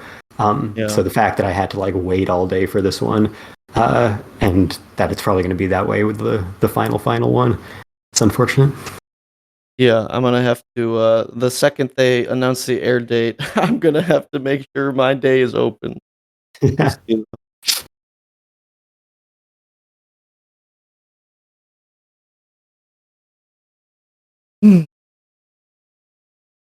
Ready to switch? Yeah. You're dope. Let's talk about some cool Vikings then. Cool Vikings. Yeah, cool. Super cool war. Great and neat war. sweet war. Yeah, shit's about to kick off. Yeah, I'm sure all the people that fell off because of the farming stuff. They're like seeing previews for this season. They're like, okay, I'll just skip all this farming stuff because we're back in Viking. Barely any farming stuff. They're just on a farm. It is literally like a farmland maybe saga. 7 minutes of them doing farming stuff. Hey, they were sweaty boys people. pushing trees over and Great, muscly. great farming content. Yeah. There was some hoeing. There was definitely some of that as well. True. I'd say you could do a supercut of a solid episode of farming. There's enough farming in there. There was an episode called "We Have to Get a Horse." We need a horse. Yeah. Yeah, that episode is mostly farming. Needed a horse. What else did you want them to call it? True. Yeah, what did you guys generally think of sort of the direction that we're going? Especially, I'm like politically, in a way, is what most intrigues me at this point. Like, kind of basically how Ketil is totally fucked. Oh, he's totally fucked. Yeah, absolutely fucked, and it's poor guy. It's not even his fault. Well, I mean, it's his fault in the fact that his sons are dumbasses. Well, okay, his youngest son is a dumbass, and the older son is just like an instigator of like chaos. So, Well, I meant even before that. Is it even before that? Because they were. Is it because Canute was like, we're taking his farm? So it was even before his sons did stupid stuff, you know, whether they were framed or not. He was just fucked from the get-go as soon as Canute took over.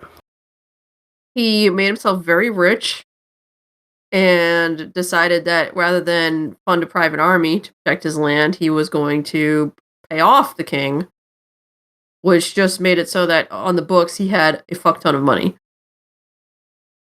Hey, he's got some ruffians over there. Some real warriors, like 6 of them. At least 6. Yeah, At 6 least. dudes to fend off an entire army. Yeah, Snake versus the Yorm's Viking. Who you got your money on? I don't know, man. Snake's pretty cool. Yeah, as I was watching the last episode, I guess maybe the last 2 episodes, it reminded me of kind of what we talked about, Kestrel, in terms of Thorfinn and Ketil trying to live as like pacifists in a world that respects and recognizes violence, and especially like masculinity through violence. Right. And it made me feel, even though he's like a huge also piece of shit, of Ketil's one son, I can't remember his name, the one that sucks. You're gonna have to be more specific. The one that isn't a psycho. The one that isn't a psycho. Olmar. Yeah, Omar. Because Omar kind of has the exact same problem. He just handles it in a different and, I guess, far more caustic manner. Like, he so desperately wants to be respected as a warrior, but he is a coward and can't handle it. And then when they got to the point where he killed a guy, it was, you know, a turning point for him. And it looks like the turn is not in the direction you would want it to go if you were Omar. Yeah. Like, he looks clearly emotionally damaged, and not the whole thing that people were telling him is, you know, you're gonna be a man now. It looks like he's shattered. Yeah, he's basically the opposite of Thorfinn, because Thorfinn is built to be that warrior and that killer, and he chooses pacifism, and Omar is built to be a pacifist, and he tries to choose violence, but then they have enough in common that they both end up traumatized from their actions, and so they kind of have that in common. And then Ketil is kind of the kind of in between, where he is just a smarter version of his son, where he's not built for violence either, but he's just better at actually being a pacifist and lying about it and making it seem like he's a badass. Yeah, he knows how to build up a reputation. Like his son, so that helps. Yeah, exactly. Yeah. Yeah, it is interesting how that whole family are like different windows into Thorfinn's life. Because like even the oldest son too is like, this is what would happen if Thorfinn like exacted his revenge and stayed on that path. Yeah. Kind of thing. Right. And we talked in the previous episode about how Ketil and Thor's have their similarities in ways.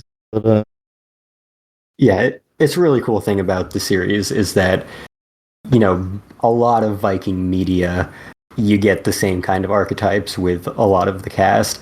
With this one, like almost every single character is a completely different configuration of like morals and values and strengths and weaknesses and mental trauma.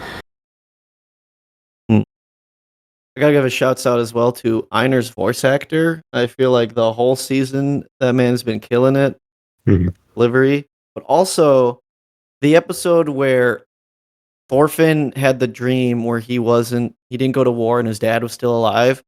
The way he sounded so different and not like a broken man in that dream sequence. I thought it was a different voice actor for a second. I was like, what's happening? So He sounded like a young man. Yeah, exactly. A young innocent boy who has never murdered hundreds of people. Right. Yeah, him, like, since so much of Vinland Saga is about the extreme transformations of Thorfinn and Canute, their actors have a lot to deal with in terms of range.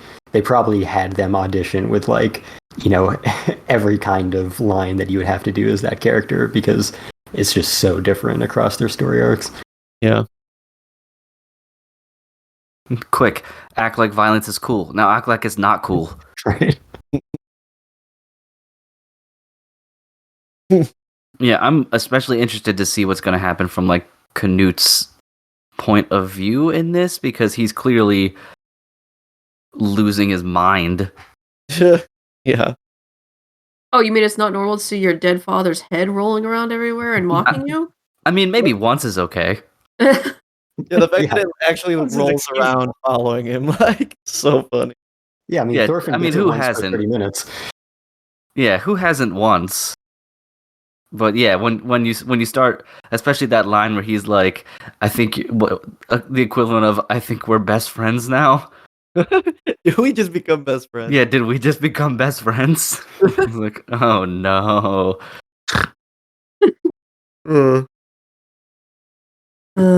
Yeah, they're like the Thorfinn Canute confrontation is going to be legendary. Looking forward to that. And his his uncle or whatever finally finding him as well. Oh yeah. Oh yeah, Leaf. He's like, Leaf. Props to Leaf, man. He has not given up. No, he hasn't. Yeah, that's crazy. And he even adopted a guy that he thought, like, at first, he's all like, there's a Thorfinn here. And he's like, you're so not the Thorfinn I'm looking for, but you can still come with me and hang out. Oh, And I'll treat you like my son. Adopting every Thorfinn in Scandinavia. One of these is going to be right. Goofy. That character reminds me of like a Golden Kamuy character with his design. So silly. What the alternate Thorfinn, the Thorfinn skin? Yeah, Bug-eyed Thorfinn. I like how he's like, you can just call me Bug Eyes. Everyone does. Has no self-respect.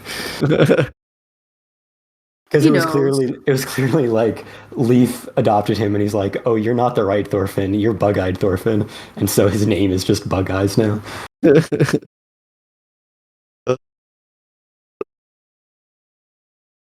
And this was just continuing right into this next season, right? Yep. Awesome. Yep. Just got the new opening and ending in yesterday's episode. Does everybody hate it like the second season? Probably not because they brought back the first season. Yeah. Yeah. Survive said the prophet again. Yeah. Haven't heard them yet. It's like it's very much in the style of how they did the first part's opening. Just the mix of like clips of action interspersed with like trippy, like kaleidoscope images of skulls and shit. Like, we're going back to war, bitches. Let's go. The show's good again. Hey, everyone watching Demon Slayer, remember to come back for Vinland Saga 2. We're also fighting with swords. Yeah, there wasn't that much action in Winter. Now that Demon Slayer's coming around, they got to compete. Everybody's dumping their most violent anime. Like all the kids showing their like best Yu-Gi-Oh card at recess. Yeah, right. Like, Demon Slayer, you got a bunch of beheadings? Well, fucking Ketel's son just cut all these guys into 10 pieces. Yeah, and they showed it. Oh yeah, they did. That was so vicious. And then another guy got a quarter just launched into his eyeball. Yeah, by like rando like spy guy. He's all like, "Yeah, okay, I could set up this confrontation. Here we go." I believe you call that checkmate. Oh yeah, well I've got the rumbling holographic full art card. Stop that. It's weird because I'm kind of I like action and action stuff as much as the next person, but a part of me is sad that the action is coming back because I liked the introspective what has my action reaped Right. Mm-hmm. parts of the show that, as Kestrel was saying, we just don't get very often, especially in Viking, modern media and things of that nature. So then we're gonna go back to it, and also, you got to feel for your boy Torfin. He was just getting his legs under him again, and now they're just like, nope, sorry. Well, he's gotta, make world peace happen somehow. You gotta face off against all these warmongers. Yeah. That's, the good thing about the series just continuing to expand its cast and its world is that you can have these big war sequences and still have like really deep character moments. And, we had a lot of that in the first season already, but Thorfinn was just, a little piece of violence all the time. So now that we have this much deeper side to him through this character development for this first core of the season, with his resolution to be a pacifist, that's going to create major conflicts, and we're going to be able to see a lot more of what goes on in his head other than just, I need to kill Ashlad. So, yeah, we'll have a good balance of all of the elements that people have loved across Vinland Saga so far. Do you think we're gonna get a what is it? Their names? It's Torgil v Torkil? The two psychos. Thorkel. Yeah, Thorkel. Yeah, we're gonna get like a face off between the two muscle bound murder machines.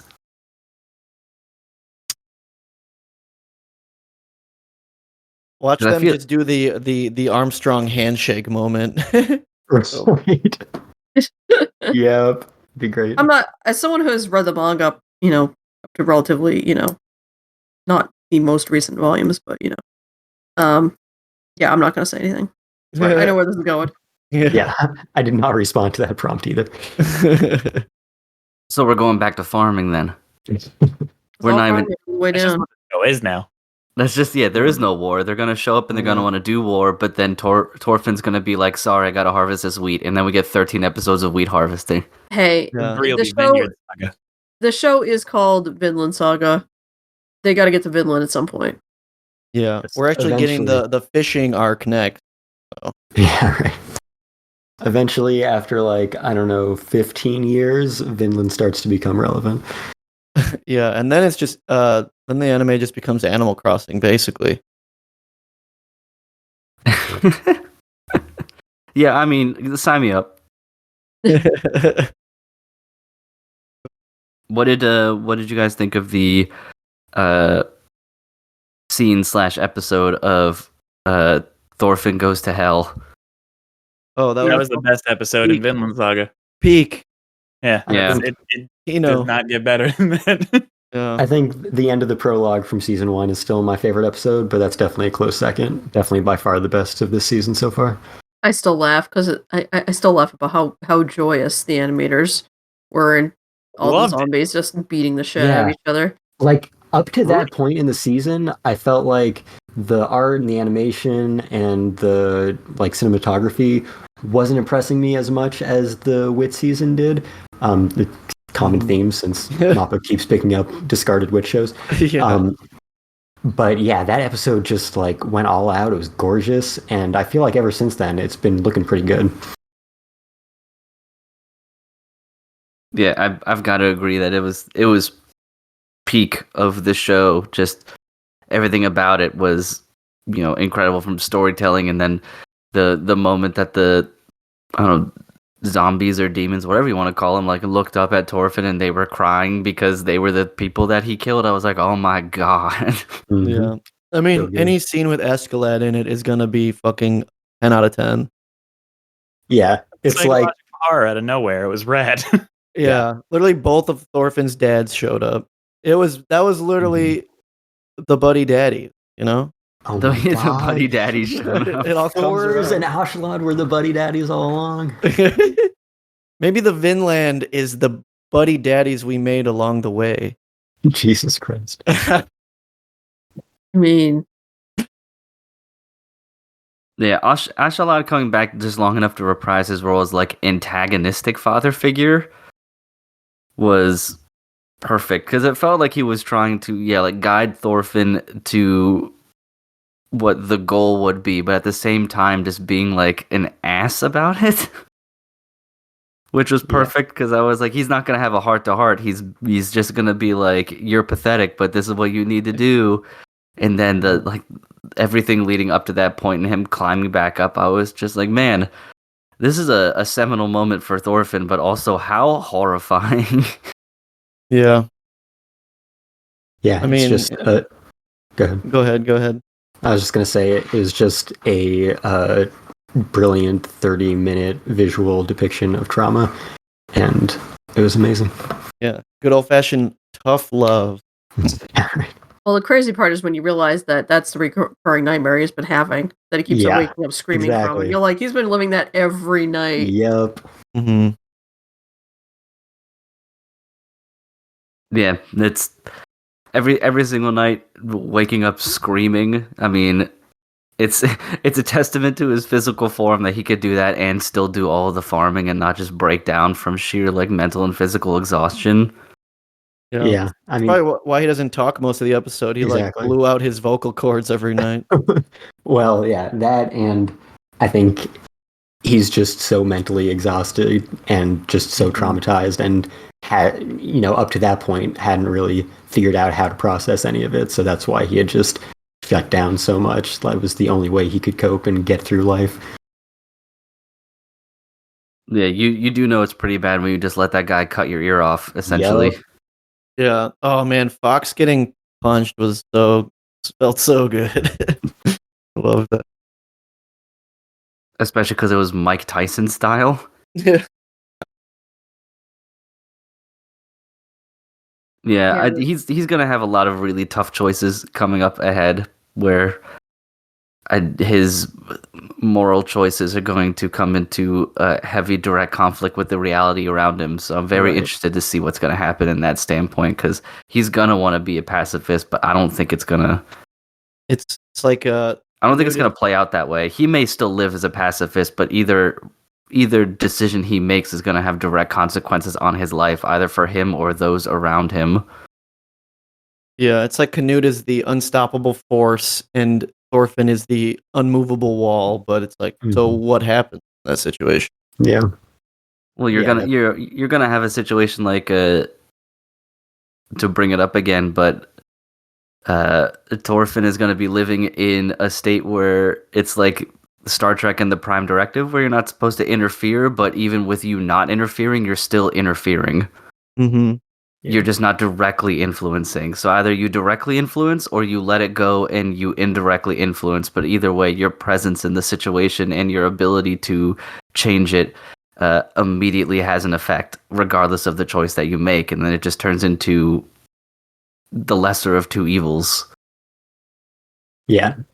The whole series, it's many things, but at the center is Thorfinn's struggle one after another. So, this whole season so far has been his struggle to just find a reason to live and, overcome what he's faced so far.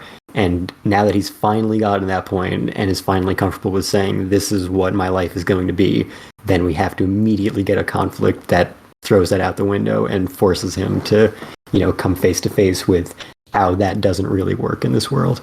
And then as time goes on, he'll have more conflicts. Things from his past will crop up. He doesn't get away with everything.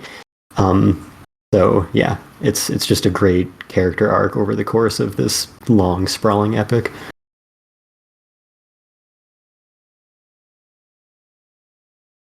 Stay tuned. Yep. Yeah, very much the most look forward to thing I got on my docket. I think even more so than the new Demon Slayer stuff and all that. Yeah. Even more so than Birdie Wing. What? Damn. I know. Daddy Wing. You kidding me? Daddy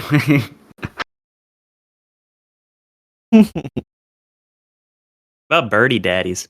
Birdie That's Daddy. not bad. It's not bad. Alrighty. Let's see. Is there any other shows? I think we've covered most of the ones that we're watching in common. At least I believe. I know all the ones that I've been watching or taking care of, and I'm looking through you guys' lists, trying to see what's going on. Unfortunately, a lot of the shows that you still may have in common are mediocre. Yeah, I'm not that hyped on anything else I've watched really.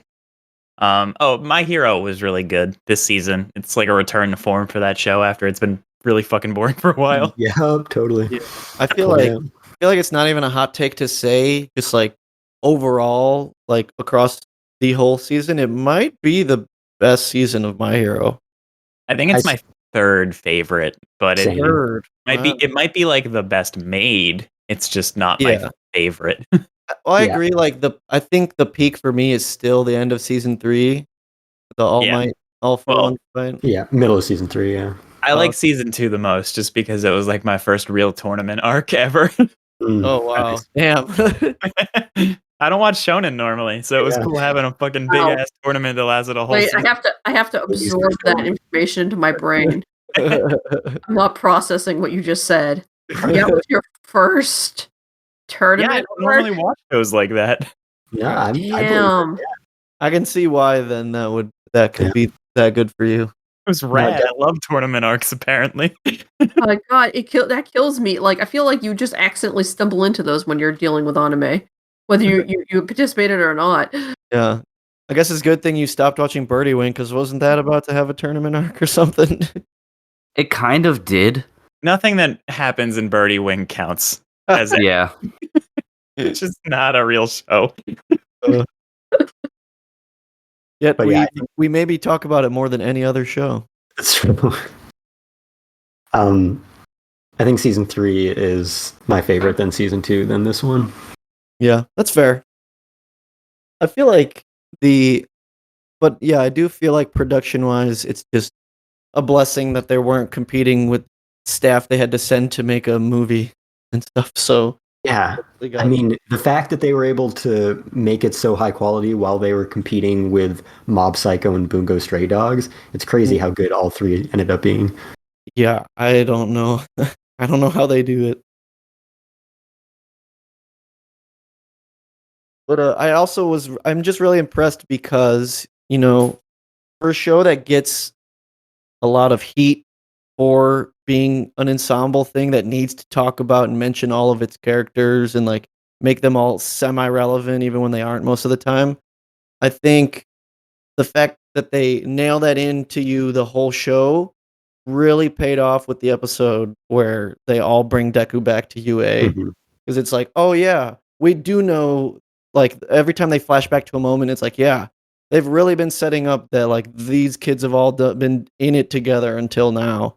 Right. So I thought that was really well done.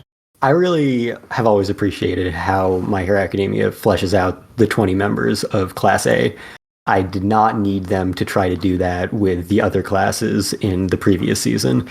That was just a waste of time. But yeah, I think it's really cool that our entire class is fully fleshed out characters, because that is extremely rare. Yeah, and even like some of them even got better. Like when Mineta's not being a pervert, he can actually be kind of funny. He's been bearable for like the last year. Just have him impersonate Todoroki every episode. Yeah. Yeah, anytime also when the Todorokis are like the center of attention, it's usually pretty good stuff. And they were a big part of the season. So. Yeah, good stuff. And I don't think we mentioned at the beginning of the season, but obviously that got its new season announced too. Yeah, I didn't don't know include when. that because it's not news It's just that at the end of perpetual. every episode or every season of My Hero Academia, the next season is announced. Yeah. Yeah, no I shit, am we're getting the 7th season. I am curious though, because it has been like we're technically in like the final arc of My Hero in the manga, and it's not really sure when it's gonna end, but Horikoshi's had like so many health issues and breaks in the Mm. last year, and the pacing of the chapters have gotten really weird, where some of them are like really small things, and some of them are like, bam, we're just gonna like jump event to event, and it's like, whoa, whoa, whoa, whoa, are we just like catapulting toward the end now? So I'm interested if the 7th season ends up being a full 2 cores again, if that'll be it. It's I guess there's still plenty of time to see, but I'm very curious how that'll pan out. Yeah, because they've been coming pretty fast, like basically 2 cores every year and a half. Mhm. The entire time the show's been on. So yeah, I figure eventually it does have to catch up and take a bit longer off. I think we're gonna get My Hero Academia, the final season, the final chapter, part 1. We just might, actually. I am very curious to see people's reaction to uh the stuff that's gonna happen like right at the beginning of the next season, because it's about the turning point for a lot of people that start to like think that the manga falls off, but I don't know. Oh There's boy, worse than yeah. last season. Yeah, well, I feel like the problem with last season was like the anime production, whereas like I feel like people start becoming conflicted with what the plot is doing in the manga up to what's gonna happen, especially with like Star and Stripes introduction. Like that character is like a very main focus of some controversy of how she is handled. So I'm very curious to see how people react to that. I assume America Fuck Yeah from Team America is gonna play during all of her Oh, scenes. bro, I hope so. Yeah. They're just like I blasting Bruce Springsteen from those fighter jets. Yeah. Like, I can see this being a problem. Um, I hope it like turns out horribly, because it's America coming to save the motherfucking day. Um, but I'm glad that after 6 seasons, we finally get any acknowledgement that a world outside of Japan exists, That's because like true. everything has been so unrealistically Japan focused. Like, of course, this would be a global thing. Like, why is it all about the top heroes in Japan and these villains in Japan who only do anything in Japan? And we only have heroes from Japan fighting them, and we never hear from the outside world, even Yeah. though these horrible, like, world shattering events are happening constantly. I think it's funny you mentioned that, because that will come into play in a lot of people's discussion of their problems with the plot moving forward. Is Horikoshi will start adding elements almost to like appease people, or be like, yeah, it's like, of course there's other countries with heroes, and like, of course, like, we're gonna add this new character at the very end that like will be very plot relevant for the moment, but like, why haven't they been relevant throughout all the rest of it? And Mhm. yeah, that starts becoming a bit of a point of contention for the yeah realism of it being a world outside of Japan. Right. Yeah, I could definitely see that. Yet to be seen, though.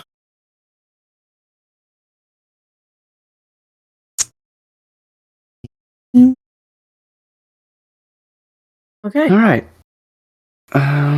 Let's say, well, if nobody else has much to really talk about, I think we can start wrapping up with some recommendations and such. I mean, there is one more show that Kate is watching and DJ is watching and I'm watching, or did watch, um, that I know DJ and I have exact opposite opinions on. Ooh. So we should Wow. probably acknowledge that. All right, let's talk about To Your Eternity. Oh, Oh, yeah. I'm curious about this too, because I just decided to not watch this season of I fucking loved this season. I thought it was so good. It was nice having it actually focused on one plot line instead of the vignette style that it took up in season one. I think everything came together really nicely. I feel like it was a lot bigger, which is surprising considering it was a lot more singularly confined on one specific story, but that story branched out into Boo. into basically being a symbol of everything that to me To Your Eternity has been. I thought the characterization of Bone in particular was fantastic. I think Fushi is no longer unbearable. There's just a lot of really positive movements in this series that I don't really see it as a step backwards in any way at all. And it really sucked me in the way I wanted this show to after I first read the concept of it. I think this season is a step back in every way. I think the first season I felt like it was a series of really emotional, really well told stories that each grew Fushi's character in a new and interesting and unique way, and had helped him learn to become human in different ways through his interactions with these people and the trauma and loss he experienced. And you really got to feel for all of these characters and feel their loss and feel like there were, much more personal, down-to-earth human stakes involved. And, how the final arc of it wasn't as strong, but the final episode was incredibly powerful. And then this season, I think Bone was pretty insufferable for about half of it, and then grew to become tolerable. And most of the season, after kind of annoying, weirdly written comedy antics, and like those weird dumb tropes with like the girl who becomes hot by starving herself, stuff like that. Yeah, it's a bunch of stuff I really hated. Then that could have not existed. Then it became basically just Fushi sits in a chair and figures out like the best button mashing combinations to take on these completely removed from reality like super enemies who just feel like they take the humanity out of all of it. And if anyone dies, he'll just use the Dragon Balls to bring them back. And that's it just felt like a bunch of episodes of basically the same thing. The first season had one episode near the end that was absolute trash production-wise. But for the most part, I felt like the rest of it looked really good. I felt like most of this season looked like kind of average, mediocre, but and the final 2 or 3 episodes were really strong and pulled it together pretty well. It moved up a few spots on my list because of that in terms of ranking and grade. But I still feel like, just about everything that moved me about the first season was kind of thrown out. And yeah, it was just by being the way that it decided to be such a big story, just made it about like monsters fighting in a way that didn't really give me any of the humanity that it was about before.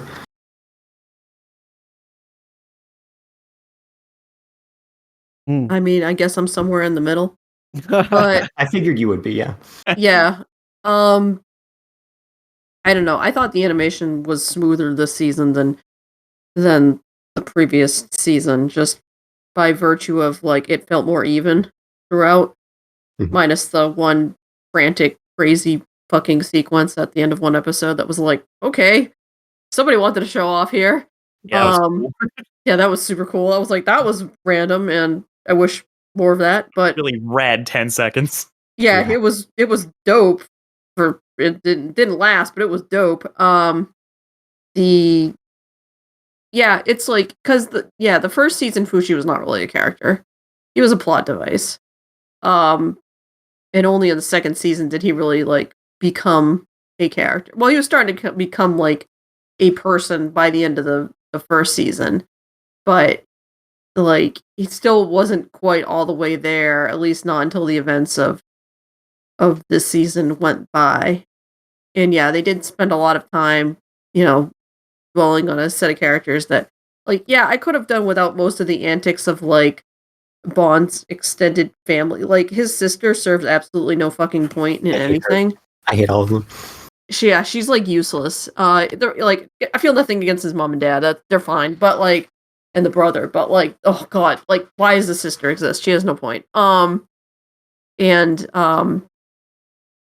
and after just all of the trauma, it was good to see those last few episodes where it was like, like a release from the darkness by show it, and the fact that Bond was withholding the fact that for like ever, for purely selfish reasons, that Fushi could see these people that meant so much to him again, and that they weren't gone forever. But yeah, it's like, it's probably a good thing that Fushi isn't really human, because, like, if he had been a normal person and somebody had withheld that from you for that length of time and put you through all that torture, that wouldn't have been necessary. You probably wouldn't ever speak to that person again. And yet he was all like, he just rolled with it. He's all like, he didn't, like, retaliate or anything. I don't think it's in his capabilities to retaliate in that way. Well, he did kind of go psycho when he thought that all those people died, but yeah, it's strange because where they left the whole series off and what's going forward, I have no idea like. I mean, I'm vaguely aware of where, like, season 3, which is confirmed, will go, but it's just such a wild thing that Yeah, it's hard for me to imagine where it goes after this with the very ending of this season.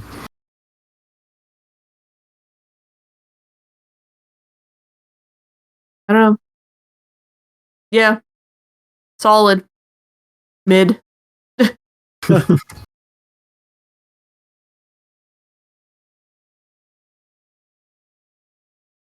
As in Oh. solidly mid? Solidly mid, good. A B. I give it a B. Sure. That'll work. I'll be like average. Good average, good average. Sounds good. All right. All right, Let's with move that, on. is it with that Recommendations. finished? Does that wrap that up, I suppose? Yeah. Then I believe I'm with Kate and we can move on to the recommendations portion. I actually don't have any this time. The first time I've just not had anything to recommend. Fantastic. Yeah. I'm also struggling right now. I don't know. All right, I'll save us. Okay, so I think I mentioned last time, Attack on Titan Final Season Part 2 is out. Something I just got yesterday was my 4th individual Cowboy Bebop Blu-ray limited edition from effectively the same company, even though they're called something different now. So yeah, they keep putting those out and I keep buying them. So if you don't own Cowboy Bebop yet, or you're insane like me and it's not unavailable yet, you can get the 25th anniversary release. It's got some new extras or something. I don't know. It's a nice box. Got some nice packaging and stuff. So that's what I got for physical releases. Also, if you didn't catch the Kaguya-sama movie in theaters, it is already on Crunchyroll, which is insanely fast turnaround considering it was released in Japanese theaters at the very end of last year. So definitely check that out, and if you're caught up on the series, obviously. And also, Suzume is coming to theaters next week or so. Yeah, next week. I got to see that last night, and I'll be seeing it again next week, and it is good if you like Shinkai movies. It is very Shinkai, and they always are, so yeah, check that out. All I need to hear. Yep. Oh, I think and the main thing that I could recommend really is, since I'm probably going to buy it, is get that Attack on Titan Humble Bundle for the $25 and then read it. That seems like a good deal. I'll also mention, as of this recording, it is the 100th anniversary of Warner Brothers, so go watch your favorite Warner Brothers movie. Cool. Or invest in them like me. Yeah, I should invest.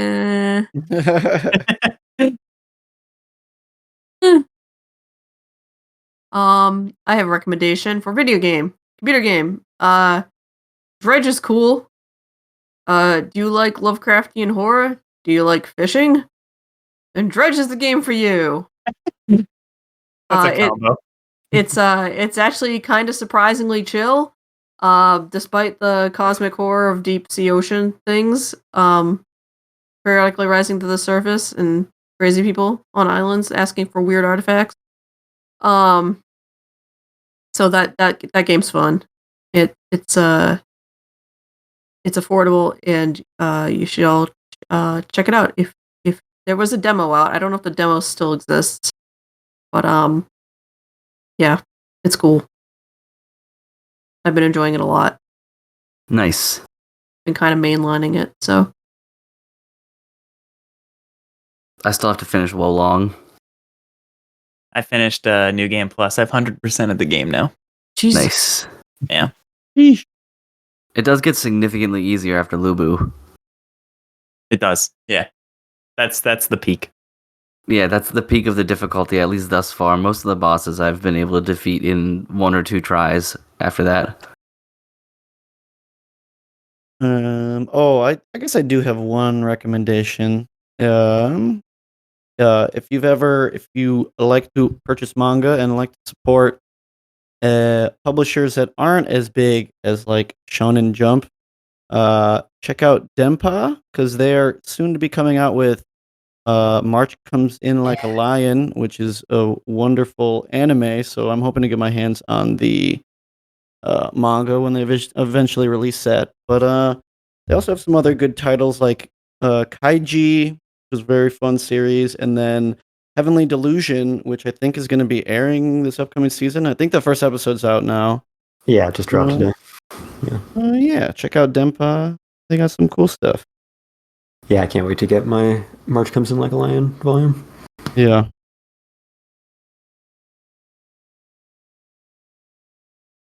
All right. Well, I believe everyone actually did get some recommendations out there. Yeah. Excellent. So, how about Castro, you let everyone know where you can find us? Yeah, you can find us anywhere you find podcasts. Please subscribe, rate, and review. You can find us on Apple Podcasts, Google Podcasts, Spotify, Stitcher, SoundCloud, iHeartRadio, Alexa, Amazon. You can find us on fanpost.com, social media, Twitter and Facebook at Fanpost Radio. Get in contact with us there. Follow us, like our stuff, share it, whatever. Also can get in contact with us via email, fanpostradio@gmail.com. I'm on Twitter at FullMetalKyoma. As I mentioned before, I wrote a 10 years later retrospective on the Attack on Titan anime, so you will be able to read that on its 10th anniversary, April 7th. And I will also be writing up and publishing some contents from the Suzume Red Carpet premiere last night, where I got to talk to Makoto Shinkai, so look forward to that. All right. Well, Yeah, indeed. DJ, how about yourself? You can find me on Twitter at DJNoStyle. You can find my game at lessonsandlovegame.com. Those are the places. Bran? Yeah, you can find me at Hellshake Brando on most social medias. And on the Fandom Post, I'm here on the radio podcast as well as reviewing Mashle manga weekly, but I've been slacking the last 2 weeks on that. But the anime's starting soon, so maybe check that out and then read some of the reviews. cool. Kate? I am on the internet at SonicBug on I don't know, I'll look around, you'll probably find me. I am still reviewing Vinland Saga. I will be picking up at least one more show for the summer season. Dr. Stone New World, whatever that Nice. whenever that hits the streamings. I don't know. That's all I got right now. Excellent. Well, as always, you can find me here pretty much exclusively. So as always, thank everyone for listening. Rate, subscribe, ask us any questions, or antagonize us. I don't really care. I Tell know us a lot one of us is right about To Your Eternity. Yeah. That's a good idea. Yeah, pick a side in that argument. But until next time, everybody be safe and enjoy the new season of anime. See ya. Bye. Bye bye.